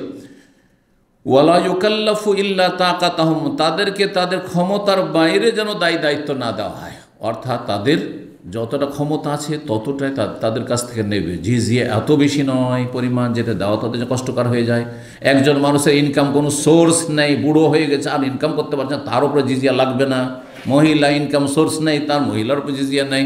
জি, সেজন্য জিজিয়া, শুধু জিজিয়া কর হচ্ছে মাথা প্রতি, এটা শুধু পুরুষ, সাবালক, নাবালক, একটা নাবালক বাচ্চা, তার উপরে কিছু জিজিয়া রয়েছে। জি, তো বলছেন তারপরে যে ফালাম্মা কবিজা, যখন ওমর রাদিয়াল্লাহু তাআলা আনহু ইন্তেকাল করলেন, এখন ইন্তেকাল পর্যন্ত আমরা পৌঁছে গেছি। বলছেন খারাজনা বিহি, তাকে নিয়ে আমরা বেরোলাম, মানে তার মৃতদেহ লাশকে নিয়ে বেরোলাম। ফান্তালাকনা নামশি, নিয়ে চলতে লাগলাম। ফাসাল্লাম আব্দুল্লাহ বিন উমর, আব্দুল্লাহ বিন উমরকে যেমন ওসিয়ত করা ছিল, কি ওসিয়ত করা ছিল? আমার ইন্তেকালের পরে আবার নিয়ে যাবে মা আয়েশার হুজরার কাছে, আবার গিয়ে অনুমতি চাইবে। বলছেন আব্দুল্লাহ গিয়ে সালাম দিলেন আর বলে আস্তাজান উমরুল খাত্তাব, আর আব্বা উমরুল খাত্তাব অনুমতি চাইছেন আপনার কাছে, যে যদি আপনি ভিতরে নিয়ে আসতে বলেন তাহলে আমার আব্বার মৃতদেহ নিয়ে আসবো, না হলে নিয়ে আসবো না।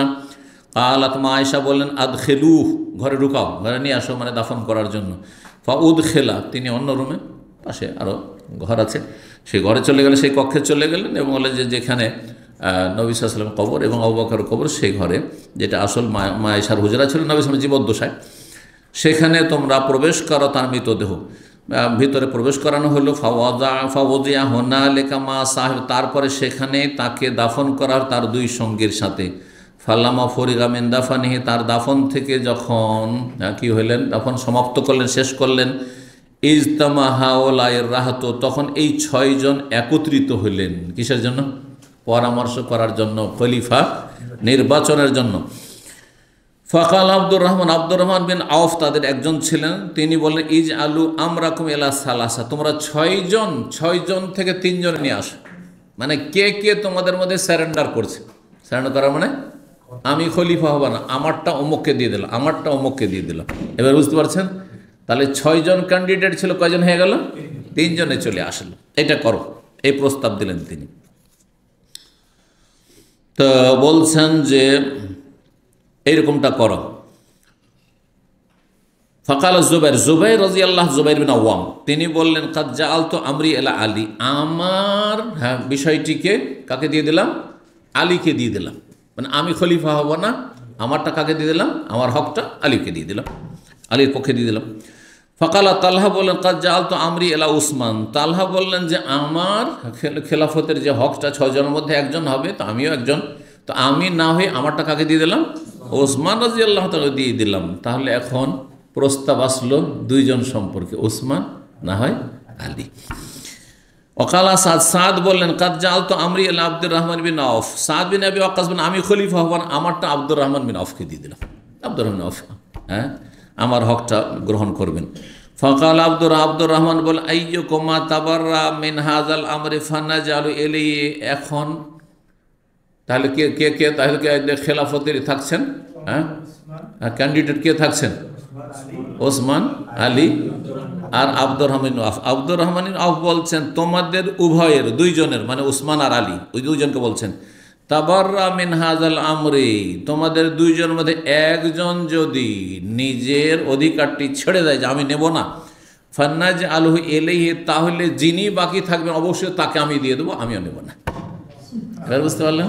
আল্লাহ ওয়াল্লাহু আলাইহি ওয়াকাযা আল ইসলাম, আল্লাহ এর ওপর রক্ষণাবেক্ষণকারী, আল্লাহ এর উপর সাক্ষী রয়েছেন যে আমি নেতৃত্ব খেলাফত নেব না।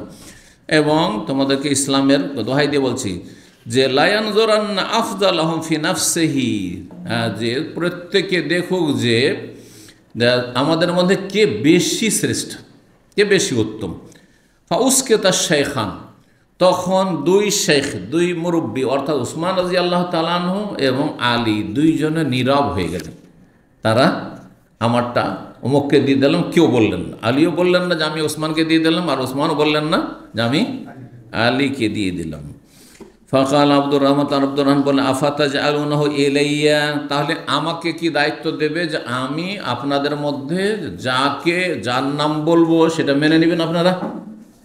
নিজে হবেন না, উনি বলছেন আমি হব না, কিন্তু আপনারা যখন 2 জনে নীরব থাকলেন, তার মানে আলী রাদিয়াল্লাহু তাআলা আনহু খলিফা হওয়ার জন্য প্রস্তুত এবং তিনিও যোগ্য, এতে কোনো সন্দেহ নেই। এবং উসমান রাদিয়াল্লাহু তাআলা খলিফা হওয়ার জন্য প্রস্তুত, তিনিও যোগ্য, এতে কোনো সন্দেহ নেই, যোগ্য সবাই। জি, এই জন্য 2 জনের মধ্যে কে বেশি যোগ্য এই নিয়ে আহলে সুন্নাতে ইখতিলাফ রয়েছে। একদল আহলে সুন্নাত বলেছেন যে আলী বেশি যোগ্য, আর একদল অধিকাংশ আহলে সুন্নাত বলছেন যে ওসমান বেশি যোগ্য। তবে যার ওপর মজলিসে শুরা পরামর্শ ভিত্তিতে কি হয়েছে, সমর্থন পড়েছে, তিনি যখন খলিফা হয়ে গেছেন তখন তিনি খলিফা, তিনি তৃতীয় খলিফা। এতে আবার দ্বিমত চলবে না যে তিনি কেন হইলেন বা তাকে কেন করা হলো না, এটা না। তারপরে এজমা হয়ে গেছে, ঐক্যমত হয়ে গেছে। এবার বোঝা গেছে না?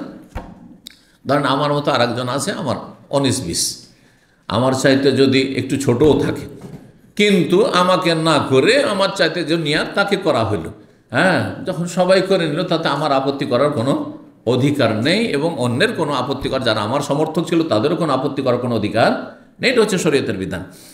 তো বলছেন আব্দুর রহমান বলছেন আফাতাজআলুনা ইলাইয়া, আমাকে কি আপনার দায়িত্ব ন্যস্ত করছেন? ওয়াল্লাহু আলাইয়া আল্লাহ আলু আন আফজালুকুম, আল্লাহর কসম করে বলছি যে আমি আপনাদের মধ্যে যে বেশি শ্রেষ্ঠ তাকে মনোনীত করতে কোন রকমের ত্রুটি করব না।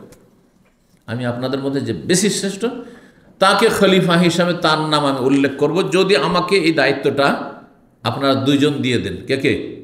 উসমান এবং আলী রাদিয়াল্লাহু তাআলা আনহুমা।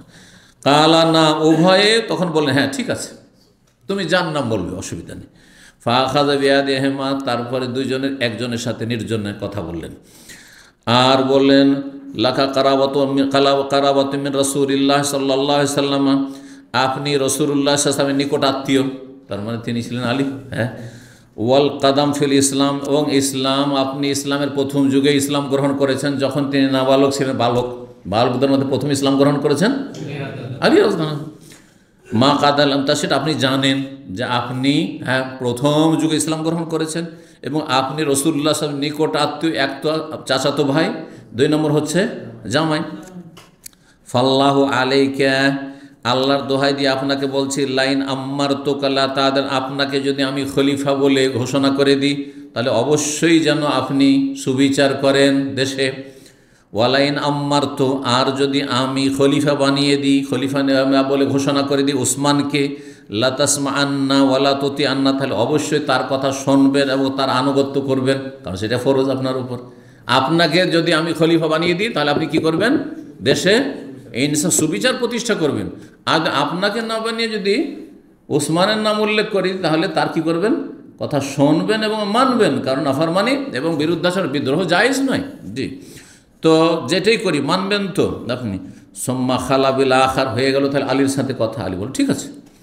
সোম্মা খালাবিল আখার, তারপর নির্জনে গেলেন অপরজনের সাথে, মানে ওসমান রাদিয়াল্লাহু তাআলার সাথে। ফাকাল মিসরা, অনুরূপ বললেন। তিনি বললেন আপনিও রাসূল আপনার নিকট আত্মীয়, কারণ কোরেশ বংশের, তিনিও কোরেশ বংশের, যদি একটু দূরের রক্তের দিক থেকে, কিন্তু কোরেশ বংশের।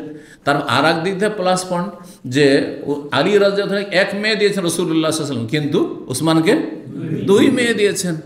2 মেয়ে সাধারণত সামান্য জামাইয়ের মধ্যে ত্রুটি থাকলে কেউ দেবে না, আপনিও দেবেন না, আমিও দেবো না, আমি আর অন্য ভালো জামাই খুঁজবো, ঠিক কিনা? একেবারে অনেক বেশি যদি ভালো না হয় সেই ছেলে, তাহলে কখনো দুটো মেয়ে তার সাথে ফাঁসাবেন না আপনি। কথা বুঝতে পারছেন, তাই না? তাহলে নবী সাল্লাল্লাহু আলাইহি ওয়াসাল্লাম যে 2 মেয়ে দিয়েছেন, যেমন তোমার কথা নয়, যেমন তোমার কথা নয়, কত বড় মর্যাদা তার ছিল। তো এই কথাগুলি তাকে বললেন যে আপনিও নিকট আত্মীয় এবং আপনিও প্রাচীন যুগে ইসলাম গ্রহণ করেছেন, আর ইসলামের জন্য অঢেল ধন সম্পদ আপনি আল্লাহর রাস্তা ব্যয় করেছেন, যেগুলো ওসমান দ্বারা হয়েছে, কারণ ওসমান ধনাঢ্য ব্যক্তি ছিলেন। ফালাম্মা আখাদ আল মিসা, তাদের কাছ থেকে যখন ওয়াকাট্ট চুক্তি নিয়ে নিলেন, হ্যাঁ, যে উসমানকেও ওই কথাই বললেন, যদি আপনাকে খলিফা আমি নিযুক্ত করে দিই, ঘোষণা করে দিই, তাহলে আপনি সুবিচার করবেন দেশে, আর যদি আপনাকে না করে অন্য কাউকে করি, আলীকে করি, তাহলে আপনি তার কথা শুনবেন এবং আনুগত্য করবেন, অনুগত থাকবেন, বায়াত করবেন। কালা, এই কথা বলার পরে যখন তিনি মানে ঠিক আছে, কালা ইরফাইয়া দাকা ওসমান, ওসমান আপনি হাত বাড়ান। ওসমান রাদিয়াল্লাহু বলছেন আপনি হাত বাড়ান। ফাবায়া হো, তারপর আব্দুর রহমান বিন আওফ তার সাথে বায়াত করলেন যে আপনি আমার খলিফা, আপনার সাথে বায়াত করছি। ও বায়া হলো আলী, সাথে সাথে আলী রাদিয়াল্লাহু তাআলা বায়াত করলেন। তাহলে আর আপত্তি আলী রাদিয়াল্লাহু তাআলা আর থাকলো না, যে না না না না আমি মানব না, এই কথা তো নাই। হ্যাঁ, তো তিনিও বায়াত করলেন। বায়া লাহু আলী, আলী রাদিয়াল্লাহু তাআলা তার সাথে বায়াত করলেন উসমানের সাথে। ওয়ালাজা আহলুদ্দারি, তারপরে পরেই বাড়িতে যারা ছিল, আর কেউ কেউ বলেছে দার মানে দারুল মদিনা, মদিনায় যারাই ছিল মদিনাবাসী সকলেই একের পরে এক আসতে লাগলো। ফাবায়াহু, এসে উসমান রাদিয়াল্লাহু তাআলা আনহুর সাথে সকলেই বায়াত করলেন খেলাফতের। এইভাবে খলিফা নির্বাচন হলেন কে?